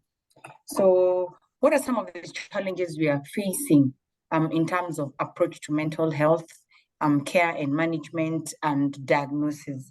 So first and foremost, we have limited access to care. As I speak now, we are only 18 neurologists in the country for a population of about 50 million Kenyans. Psychiatrists, fortunately, are many more, and there's actually a psychiatrist probably in almost every province in this country. I won't say county, that's a bit too much. We don't have neuropsychologists like Dr. Shamsa. So access to professionals who can help to make a diagnosis and start a patient on effective treatment and follow the patient through is actually a challenge. Cost of healthcare. Someone in the audience has actually mentioned the cost of healthcare. I saw one in the chat box. The cost of medications for mental health disorders, cost of hospitalization, cost of diagnosis and treatment is actually quite high right now. And the other thing that we have a big challenge with is, believe it or not, the medical health insurance companies do not prioritize mental health disorders. Mental health disorders are not really covered in the medical insurance policies. They will cover all other conditions, diabetes, hypertension, flus, coughs and colds, but they will not necessarily cover mental health. So anybody who suffers from mental health will have to pay out of their pocket. What does this lead to? This just creates a vicious cycle in that if someone develops a mental health disorder, they will not seek healthcare because they may not have the resources to seek the care they need. They will not have the resources to buy the medication. Secondly, it also creates a source of stigma, because why is it that all other conditions are covered under insurance companies, but not medical, not mental health? So that's something else that we need to think about it. So the other challenge is stigmatization that we know about. If someone suffers from a mental health disorder, the family, the community will probably feel embarrassed. They will not want them to go out into public. They will be kept locked up at home. They will not be able to go to church, social gatherings, because the people around them feel that they are going to embarrass them or they're going to embarrass themselves. They'll not be able to express themselves. So this becomes a really big problem in trying to tackle the issues that are related to diagnosis and investigation and management of mental health. So these are very big issues that we're facing, and I'm so glad that this workshop has come up, and I hope that what we discuss in this workshop will actually bear fruits, and we can take it from a local level to a national level and to an international level, and be able to collaborate with other organizations. There are a lot of organizations here that I didn't even know about. I've heard about the Imara Trust. Kenya Red Cross is doing a good job. Kenya National Human Rights Commission is doing a good job. And then we also have our professionals, we have our neurologists, we have our psychiatrists. Mental health falls squarely under the domain of the psychiatrist. And I hope that in the next workshop that we have, we'll probably have a psychiatrist. I know Mary tried to get one, but he was out of the country. And this will be a very pivotal person to have in this discussion, because as we speak right now, we already have bodies that we have formed at the national level. Within the Ministry of Health, we are collaborating with psychiatrists. We're coming up with national policies that will see how do we permeate, how do we get into the grassroots level and create awareness about mental health issues, reduce stigma, bring costs down to the grassroots level, make care available to those on the ground. So I will jump into what I was actually required to discuss. From a medical perspective, what role do you see community leaders playing, advocating for increased awareness of mental health and issues related to early warning signs? So let me first talk about the early warning signs, because I believe not everybody knows what are the early warning signs. We'll have this person who's been very functional, is able to go to work, as Shamsa said, is able to go to school, is able to attend to their daily activities, is able to carry out activities of self-care. So what tells you that things are falling through the cracks? Number one, change in personality. If you have someone who's previously okay going about their work, but suddenly becomes withdrawn, doesn't reach out to people, you realize that there's a friend who you've not seen or spoken to more than a week, 2 weeks, a month, and somebody was very social, you need to get concerned. So go look for them. People who present with unnecessary, out of proportion, aggression, they are combative. In their places of work, you find that now they start having high levels of combativeness. They're having fights with their peers, their colleagues, their bosses. It's time to think, are we dealing with the mental health issues here? Our last speaker alluded to pressure on the workforce. Everyone is going through so much pressure now. Targets are high. There's so much pressure to perform. We are living in a society where you work, you go home. There's no opportunity for you to go out and debrief. Do we take walks? Do we have time with our loved ones? Are we able to have time set aside for things that we like doing other than work and tending to other people? Self-care. You find that now people are beginning to get more and more mentally unwell. COVID didn't do us any good because COVID restricted social connections. People were left indoors, no going to church, no interacting with anyone. And COVID in itself played a big role in interfering with our neurochemicals. In our brain, I'll talk about the neurological perspective later. We have chemicals that are responsible for feeling good and chemicals that put you down. Dopamine is a feel-good hormone. So if dopamine is reduced, you tend to get depressed. So there's actually a chemical explanation to this. Anhedonia, what is anhedonia? Anhedonia is someone who suddenly loses interest in everything they like doing. If you have someone who liked going out for a run, going for movies, meeting up with friends, someone who loves probably watching movies, and suddenly all they want to do is lie in bed all day, they don't want to come out, they don't want to go to work, anhedonia. That's a red flag. That's an early warning sign that something is going wrong. Poor self-care. Suddenly they don't want to take a shower. They don't care about how they look anymore. Women who like to do their hair, go to their nails, can stay a whole day, they've not combed their hair, they don't care about how they look anymore, they don't look in the mirror, they just keep to themselves. That's a red flag, that's a warning sign. Altered sleep habits, excessive sleepiness, someone wants to sleep all day, insomnia, lack of sleep, get into bed, will lie there counting sheep, 2 hours, no sleep. They probably get just 2 to 3 hours of sleep.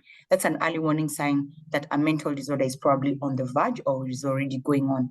And unfortunately, those factors will also propagate and mitigate further deterioration of the mental illness. So it's important to think about that. So what do you do when you get such people? If it's your friend, we have what was called Nyumba Kumi initiative. I think this was started at the government level for a different kind of reason.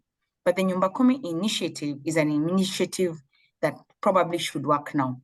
So in your court where you live, in your estate where you live, recently we have a social media personality who's gone on and spoken posthumously. It's come out he was depressed. Who around him noticed that he was depressed? Because we have what we call friends, you have people you call colleagues, but you just interact at work. Once your work day is over, you all go home. Who follows up? How was your day? Your spouse. Nowadays, we are getting into spaces where we are having a lot of marital discord, relationship breakdown, substance and drug abuse. Those are also early warning signs that a mental disorder is on the rise. So you find that this couple is suddenly discordant. Nobody knows where the other man has spent the day. You don't have an idea of what your spouse has done the entire day. You don't know what your children have done. You come from work, you're so tired, all you do is fall into bed. There's no minute to ask your children, how was your day? red flags. That's how mental disorders begin to come in. So we need to have the Nyumba Kumi initiative. You need to be able to check in on your neighbor, check in the people who live with you in your house, check in that person you find at the road every day, going to work. They could probably give you a lift, or they don't. Suddenly you don't see them anymore. There's someone you've not seen for a week. Check on people around you. Are they okay? That's number one. And then, who are these community leaders we are talking about? Within families, siblings, parents, close friends, class teachers. Shamsa was so right. She's both a teacher and she's a psychologist. We've become so busy in this era as parents that we've left parenting to our school teachers, unfortunately. So you find that charity begins at home. When you're at home, is your child able to do small tasks like clean up after themselves? Are they able to make their beds? Can they dress themselves when they reach the age of being able to dress themselves? Are they able to comb their hair, brush their teeth? Those are small things. If you find a child who wakes up the whole day just wants to lie in bed or just wants to be on social media, Instagram, do you know who they're talking to? When they're on those PlayStations, who are they playing with? Who are they? Sometimes you find we have a lot of pedophiles, unfortunately, and we have a lot of predators who are online, who unfortunately pretend to be children, but are actually initiating our children into habits that will lead them down the path of mental health disorders and mental disease. So we really need to be aware of that. Class teachers, Sunday school teachers, youth leaders. Alex brought up a very good initiative. I'm glad with what they're doing. They're talking to youth. They're having forums where youth can talk to each other. They have a WhatsApp group that where children in the areas like Mathare, Kibera can actually talk to each other, because poverty is a really big issue when it comes to mental ill health. So I'm glad about that. Who are the other community leaders? People in the medical field, psychologists, psychiatrists, neurologists, all these church leaders, believe it or not, the police force. Because now in the era of drug and substance abuse, children still, they take their parents' vehicles, and nowadays we even allow them to drive. They go out to the clubs, they take their alcohol. Where do they end up with alcohol? They get caught, they end up in the police stations. Who is the next person who is actually in that line of picking up at mental health? It's actually the police officers. Do we train our police officers? What is mental health? We need to have these campaigns. National bodies, NACADA, drug and substance abuse, Kenya National Commission for Human Rights, medical, the Ministry of Health. All these are national bodies that actually have a real stake in medical care. So how do we as community leaders advocate for this? One, by creating awareness about mental health issues. How do we do this? We can do this through workshops. I like what AMREF is doing. In the medical field, in our different specialties, we actually have days that are set aside for certain diseases. Like the past week, we had a World Lupus Day. We have a World Epilepsy Day. We have a World Stroke Day. The psychiatrists do have a World Mental Health Day. We need to plug into that, and we need to use these days.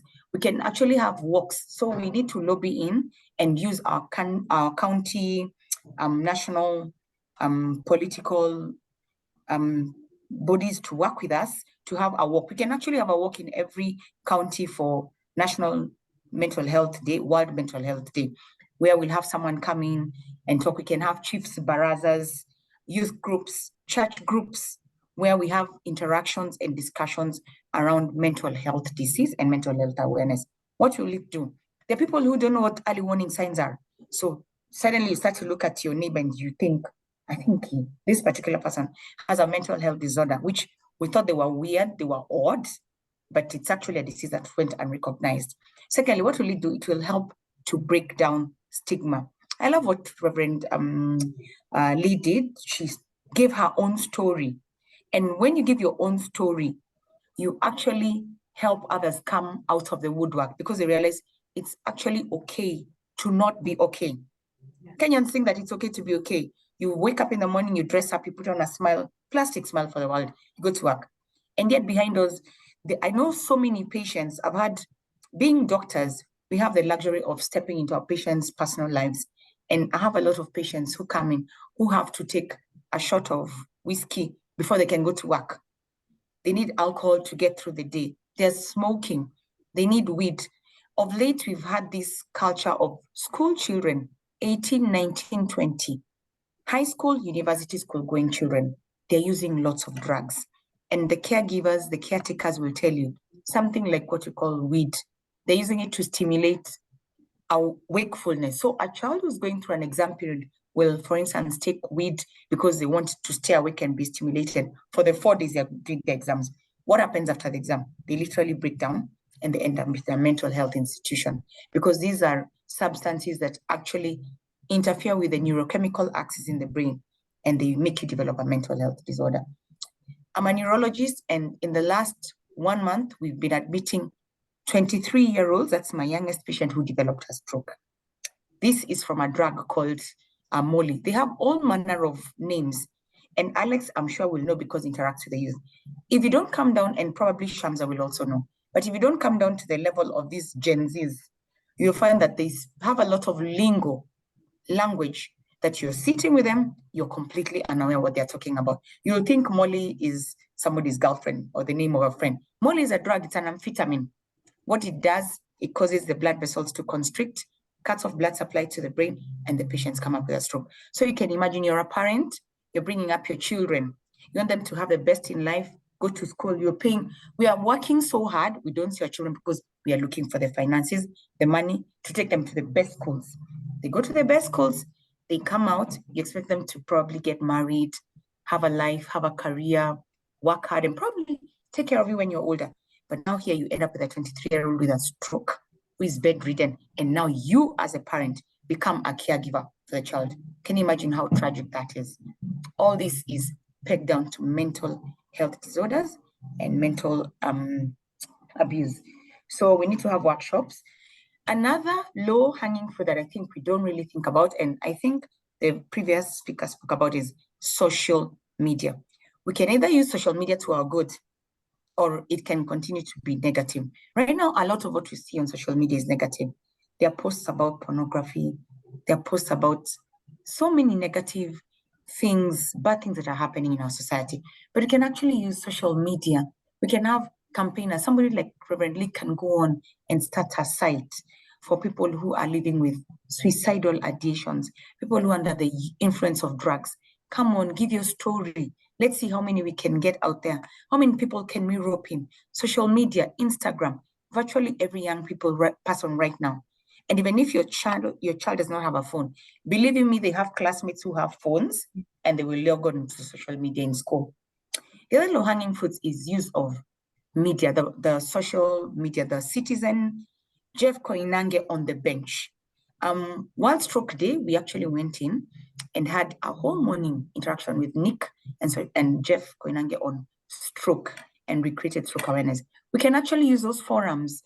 Medics are called in to talk about various medical conditions, lupus, stroke, headaches. So why can't we now make medical and mental health such a big issue that now it gets a forum on the public media, the TV stations, the radio stations, the Inoro? Because if you have the English, the Hope FM, all these, we have so many listeners who get into Inoro. We can actually get Kikuyu speakers, all the other Kisii FM, Luyaland, all those stations. We can actually get this message out to the grassroots levels by having speakers who are versed with all these vernacular languages, and they have mental health awareness information that we can actually translate down to the grassroots, make people know that there's actually help. They can reach out. We need to destigmatize this condition, and we need to get people living in it. So that's another one. The other thing is, if you notice a person with early warning signs, please get them referred. We have psychiatrists, we have neurologists. Neurologists, psychiatrists, and psychologists work very closely together. As I always say, there's a very thin line between neurology and psychiatry. Why? A patient will come in with a neurodegenerative condition. These are neurological conditions that are progressive and they don't really have a cure, but you just manage them. Lots of families have family members suffering from dementia from the age of 60 and above. They develop mental health disorders at that age, and families just cannot cope. You suddenly have your father, your mother, who has always been your caregiver that brought you up. And now they cannot take care of themselves. They cannot remember anything. They become very aggressive. They develop behavior that is not socially acceptable. You lock them in the house because they cannot interact with people in public. Parkinson's disease, epilepsy. Epilepsy is key. It's totally linked in with mental health disorders. You have schizophrenia. You have all these other disorders, major depressive disorders, migraine headaches. So identify your patient, your loved one, your friend. Refer them. If you have to come with them, bring them. Let them get seen, let them get help. And we also have facilities that deal with patients who have mental health.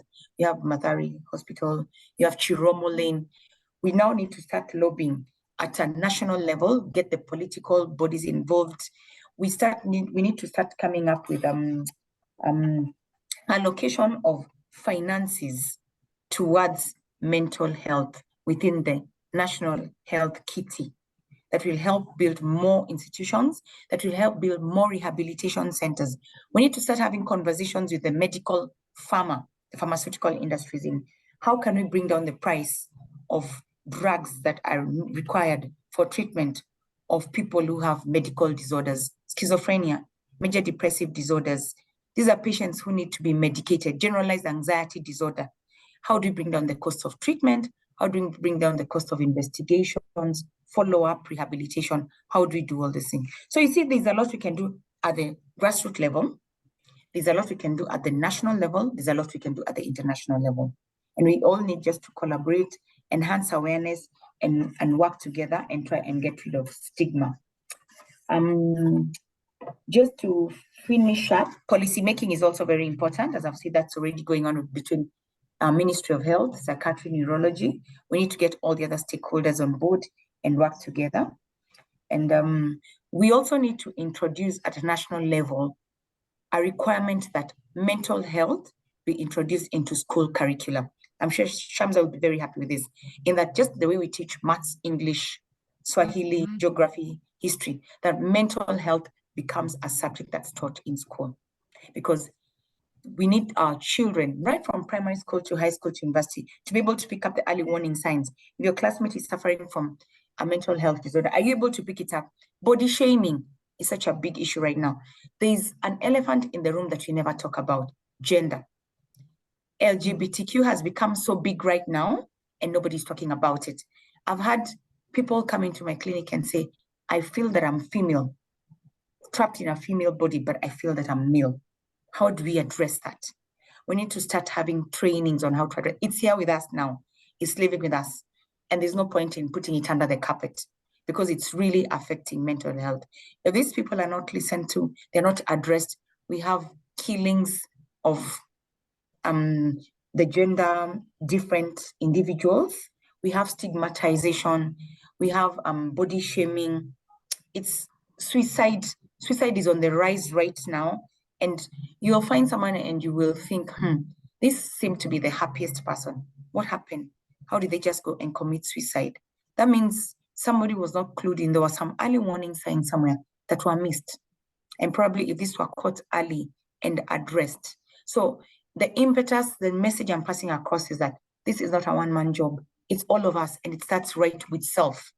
Look at the circle of friends around you, the people you call your friends, the people you go to school with, the people you work with, the people you attend church with, the chamas, the people you hang out with wherever you hang out, people you go walking with in Karura. Does somebody look like they're displaying early warning signs? Get them checked out. At the national level, let's do what we need to do. Let's amass funds. Let's get a national mental health awareness day. Let's delegate it and take it down to the county levels. Let's get everyone involved. Let's have rallies. Let's involve the medical pharma. Medical insurance we must really be like a dog with a bone. They need to start including medical health into the insurance coverage because it creates stigma because they don't. Once a patient is admitted, you've called a psychiatrist to see a patient. This is from experience.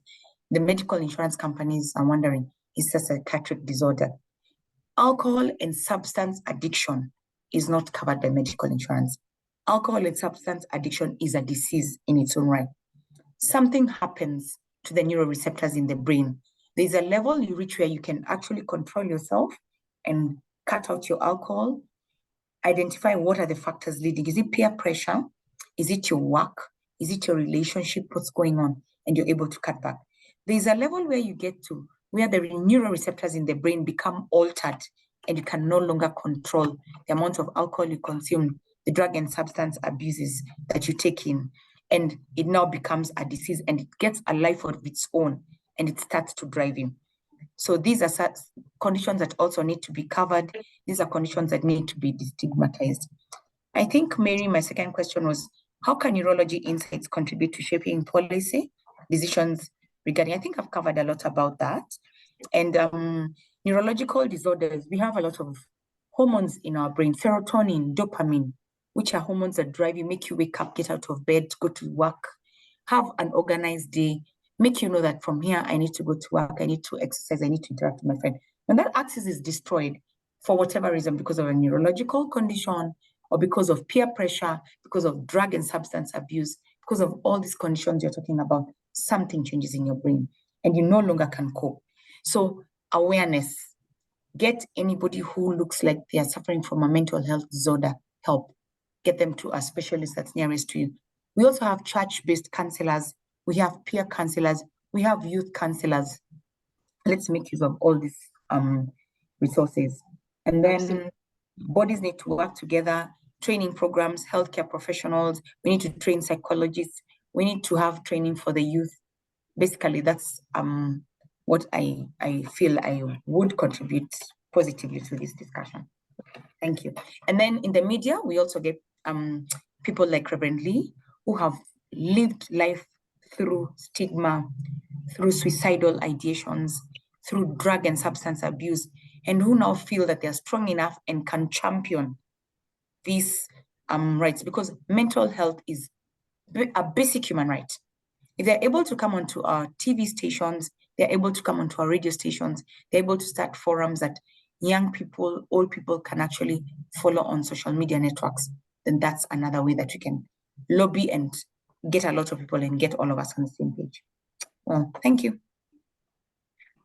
Thank you, Dr. Harry. That was very insightful. And I think for me, my key takeaway from what you've just shared is the fact that we need a sectoral approach to this. We need all hands on deck. The other thing that I've also taken away from this is community leaders don't necessarily have to be out there. It can also start from your house, which is quite important because I feel as though we are living in the information age, but we're not really communicating. So I think it's quite important to also just know who's at home, who can you talk to, just trying to create safe spaces, which I think is quite important.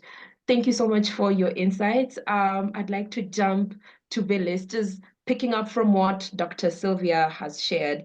Willis, you work with a lot of organizations, not only in Kenya, but across the continent, and mental health is a very big pillar in terms of the work that you do. So I would just like for you to share with us, in terms of your experience and the work that the Youth Cafe does, what strategies have been effective in terms of engaging community leaders to advocate for an increased awareness in mental health? Thank you so much for that, Mary. I must say I've really learned immensely from the well. From our experiences and work, we find that young people of Kenya are saying in unison that there is no wealth without health. And many young people, as we speak, are working hard to avoid the poverty trap as a nation. However, despite our best efforts, we are an illness away from poverty. Therefore, many young people are living on the edge, and this has resulted in an explosion of mental health issues. For various underlying factors that have been alluded to by some of the speakers before me, but just to highlight a few of them, which are prevalent, are those related to substance abuse among young people, behavioral and high-risk behaviors among young people, exacerbate the tendencies toward having mental health conditions, but also the interconnected, the issue which you just referenced. Last year, for instance, during the conference of parties in Dubai, the Youth Cafe sent a delegation of young people and made a statement on the position of African youth with respect to climate change and health. We find that there are a lot of connections to be made, for instance, between mental health, mental impacts, or climate change drivers to mental health, and gender-related impacts of mental health, which have been alluded to before, and so on and so forth. But the Youth Cafe works and counts on an appeal to a commitment that can prioritize the war against mental health by first increasing funding and access to what we call triple P, promotive, preventive, mental health services, particularly at community levels, but also to bridge the financing gap. The data is that last year was over 24 billion actually funding gap for community health work, including those of mental health. As we speak, the National Assembly has the draft finance bill. How we have to interrogate and question how much funds have been allocated to mental health service provision. But also looking at the financing of the mental health strategy, such that it has the adequate resources to see light of day. This can go, a long way in minimizing, particularly the social and economic burden of mental health. As you already know, the cost of access to mental health services is way out of reach for ordinary young people who are, first of all, struggling to make livelihoods. But our advocacy and work are informed by certain fundamental questions, such as how can we replicate the existing mental health models in Kenyan context? Or how can we create an enabling environment for young people to access youth-friendly mental health and abuse services? What is that utilize, ensure that credible information with regards to mental health, and Willis, your connection is not very clear. COVID. Is it now clear? Yes. Are you able to switch on your camera by any chance? Yes. I will switch on my camera so that people also know how I look like. Yes. So those are some of the driving questions that inform our work, but we tie it with strong concerted advocacy efforts. As you may be aware, some of the audiences, the Youth Cafe led the drafting or the development of the Kenya Youth Manifesto for the year 2022 that has been adopted by the current administration to constitute the Kenya Kwanza Youth Charter, as it were, with clear calls to sustaining solid political will and commitment for provision of free mental health services, particularly for unemployed youth. Of course, some of these demands, as we call them, are very ambitious, but they also need to be tracked. For instance, the extent to which the government is meeting its commitment to for its young people that are made during electioneering period. implementation of key health policies is extremely important. Kenya has a mental health policy covering the periods of 2015 to 2030. And tied to that, the National Sexual and Reproductive Health Policy. The extent to which they are being achieved as blueprints, national blueprints for delivery of mental health for particularly young people. The financing gap is still a big issue of health, including mental health, underfunded, under-resourced, and therefore the provisions of some of the policies may not be realized in the foreseeable future. But the affordability, of course, speakers before have mentioned that health insurances do not, and schemes do not have clear provisions for covering mental health. And even if they were there, the number of young people who have access to insurance cards is very minuscule, very, very, very little, such that even if we had hospitals accepting insurance, it would not have any serious impact for a majority of young people. These are some of course, the work we do. We do this nationally, regionally, and globally. As you know, we are supporting the development of the WHO's current 14th World Program of Work, and we've made it clear to bring or to run consultations where young people can give their opinions with regards to how the proposed new strategic plan, the 14th one for that matter, can be responsive to the needs of young people, and it will be running from the year 2025 actually, so it is still in development. But locally through these advocacy, including through direct provision, we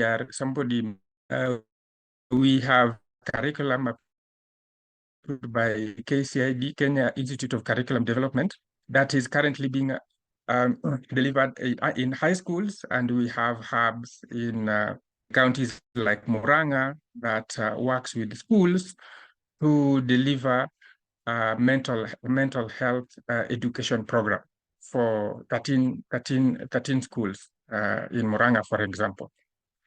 I think these are what I can say for now, and I've really loved the discussions as well. Thank you. Thank you so much for sharing that, and also the work that the Youth Cafe is doing. Just from this conversation that we've had, we can see there are definitely lots of gaps in the different spaces that we're in, but there's also a lot of hope in terms of what Dr. shared, that there is a working group with the psychologists and the psychiatrists and doctors, but at the same time, we also need our voices in there. We also need to have a seat at the table. So this is just the first of many conversations that we are going to have. And there are also some other aspects that have been brought about in terms of the usage of tech, young people, understanding what signs to watch out for, and also just be your neighbor's keeper at the end of the day. I also really loved the aspect of Reverend Lee sharing her personal story for us to see that it's not something that you need to read about. It's not on TV. It's not far out there. This is an issue that we have right now, and we can talk about it. We need to create these safe spaces. We need to be talking to our children. We need to have a look at who we have around us that we can consistently engage. I know there's one thing that I'm usually reminded of, that no one lives on an island. You do need community around you. You do need people around you. And I know there's so many questions on the chat box, and I'm very mindful of the time as well. So I think what I will do is, we had said that the questions in the chat box, we are going to respond to them on the different platforms that we are on. So what I would really like our speakers to do before I hand it back to Martin and Dr. Dennis is just your key takeaway, your key recommendation that you can share with us in terms of moving forward, because we've had what the issues are, we've had what some of the solutions are. We've listened to the experts. We now know that there are some initiatives that are taking place. The government is proactive on this. We do have some policies. There are some changes that still need to be made. There are some conversations that still need to be had. But if I could start with Reverend Lee, what would your key recommendation be moving forward?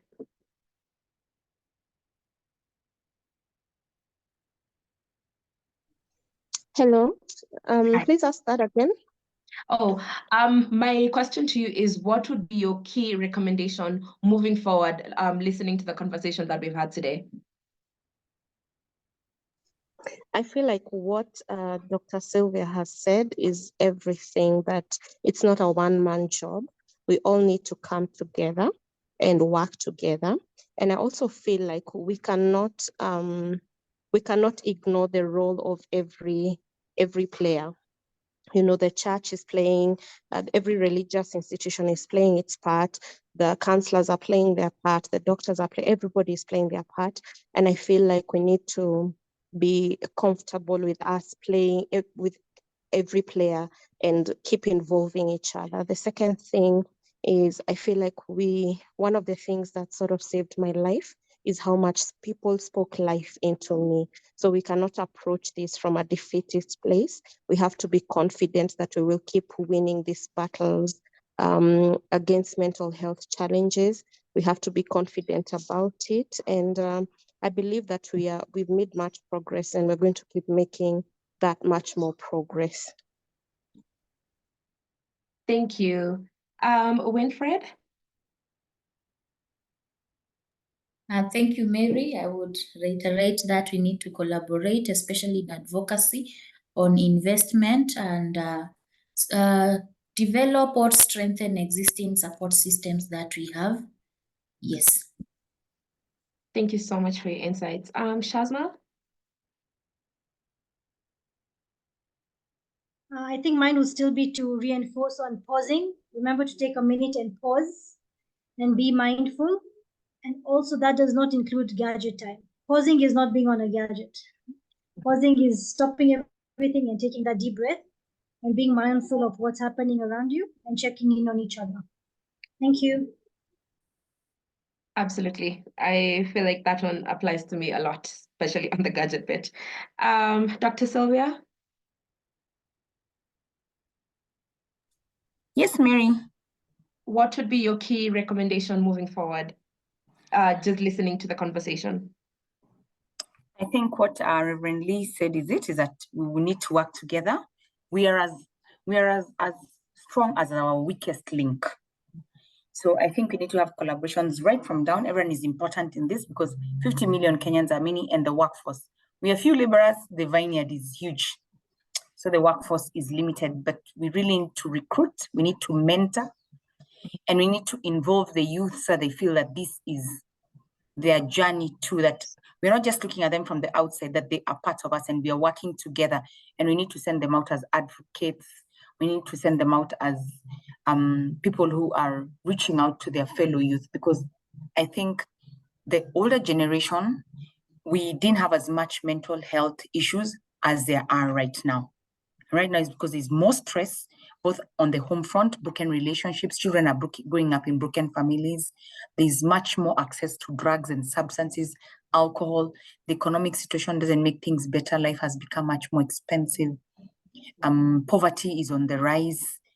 The environmental situation, we have floods, people have lost their homes, suicide is on the rise. So there's so much going on right now, and I think we need to work together, all of us. So we need to form a working group at a national level, bring in people who can help make policies where we can work together. Church leaders, psychiatry is very important. Mental health is right under there. Psychologists, neurologists, peer counselors, youth group leaders, and organizations, basically, Kenya National Human Rights, Red Cross, Ministry of Health, all stakeholders need to be in it. That's going to be a big forum, but we can break it down and get small jobs that everyone can do and make a document that can now be translated out, and action, it needs to translate into action. So we go down, work also with pharma, look for how we can make medications cheaper. I've seen a lot of questions on the chat. Some of them are for me as a neurologist, epilepsy. Please book an appointment. We need to have a conversation of this forum and so many others. So go home today, all of you who are parents here, sit down and have a discussion with your children. As Shazma will tell you, you will find out a lot. Yeah. Asante, Dr. Asante sana. Willis, what's your key recommendation?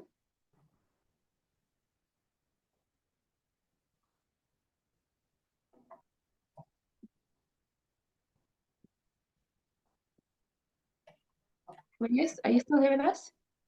Yes. So I only have three recommendations. One is to mainstream the use of telemedicine to overcome the inadequate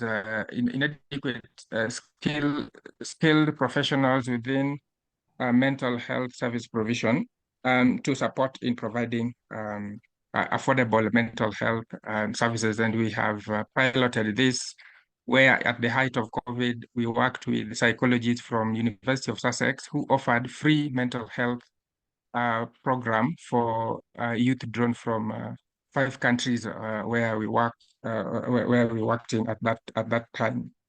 The second call would be to promote holistic wellness centered responses that include education, information, particularly accurate information, because we've also seen the space littered inundated by misinformation on knowing what constitutes mental health, how to call it, and vocabularies around it. Around mental health, such that it is well defined and well, disinformation countered through even the Internet of Things, and now so-called artificial intelligence can really help in countering disinformation related to mental health. And lastly, is to develop mental health centers in institutions of higher learning. As I mentioned, we work on providing mental health program in high schools, and the high schools have many classrooms. None of them are earmarked for mental health services yet. I think they could serve as centers for fast response with respect to mental health service provision at institutional levels. Thank you. Thank you so much for that. And thank you so much to my panelists for your contributions, for your insights. And I'd also just like to let the participants know we have taken notes of all the comments, all the suggestions, the questions. We will respond to each and every one of them. And at this juncture, I would like to invite Martin back. Thank you. Martin?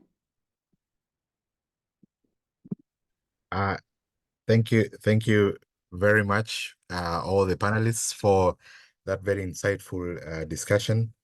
Of course, I don't have to now recap on the takeaways, because the recommendations have been quite exhaustive. I would like now to take this opportunity to invite our commissioner, Dr. Dennis Wamalwa, who to give us our closing remarks. Dr. Wamalwa is one of our most celebrated commissioners in the space of psychosocial and mental health and psychosocial space. And I know the time given is short, but Commissioner, please, you have 5 minutes to give your remarks and close the meeting. Karibu.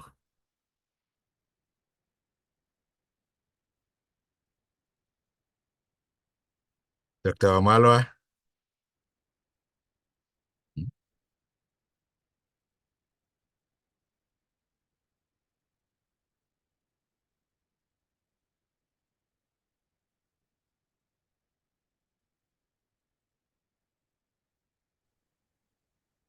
Hello. Yes, we can Hello. hear you. Okay, but I can't see my camera. Can you let me in? Okay, thank you, Martin. Thank you, Mary, for this. I'm trying to look for the camera. Are you able to see your camera? No. You have been promoted to the panel, so just Okay. are you able to get it? Not yet, but still I can move on. Probably towards the end. I can't see the camera, Martin. Can I proceed anyway? Yeah, please. You Okay. okay, proceed. Okay, thank you, Martin and Mary.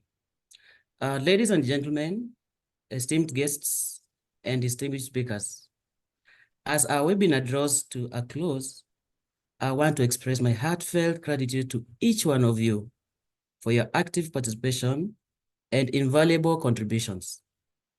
Today's discussions have been very enlightening, thought-provoking, and inspiring, underscoring the importance of collaborative efforts in advancing mental health advocacy and support.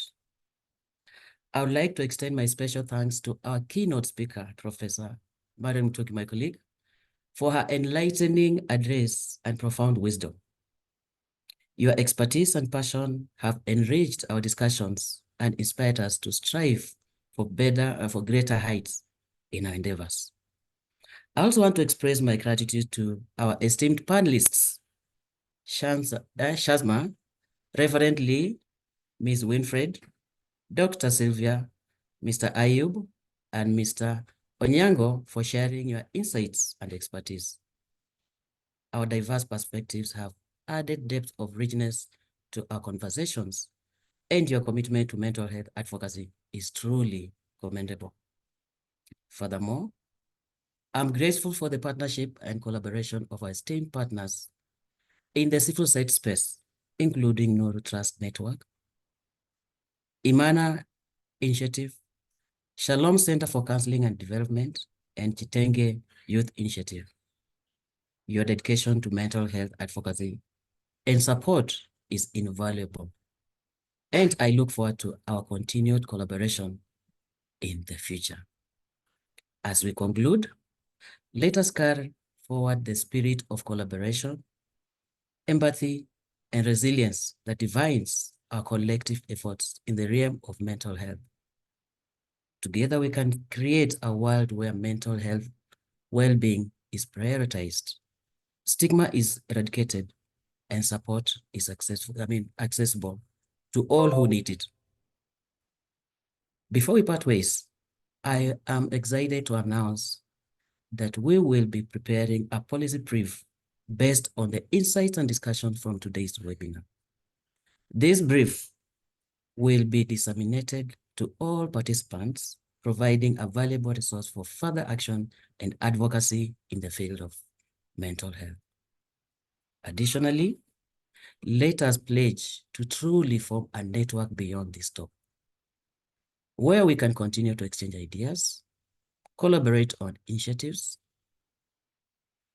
and support one another in our space, a shared mission.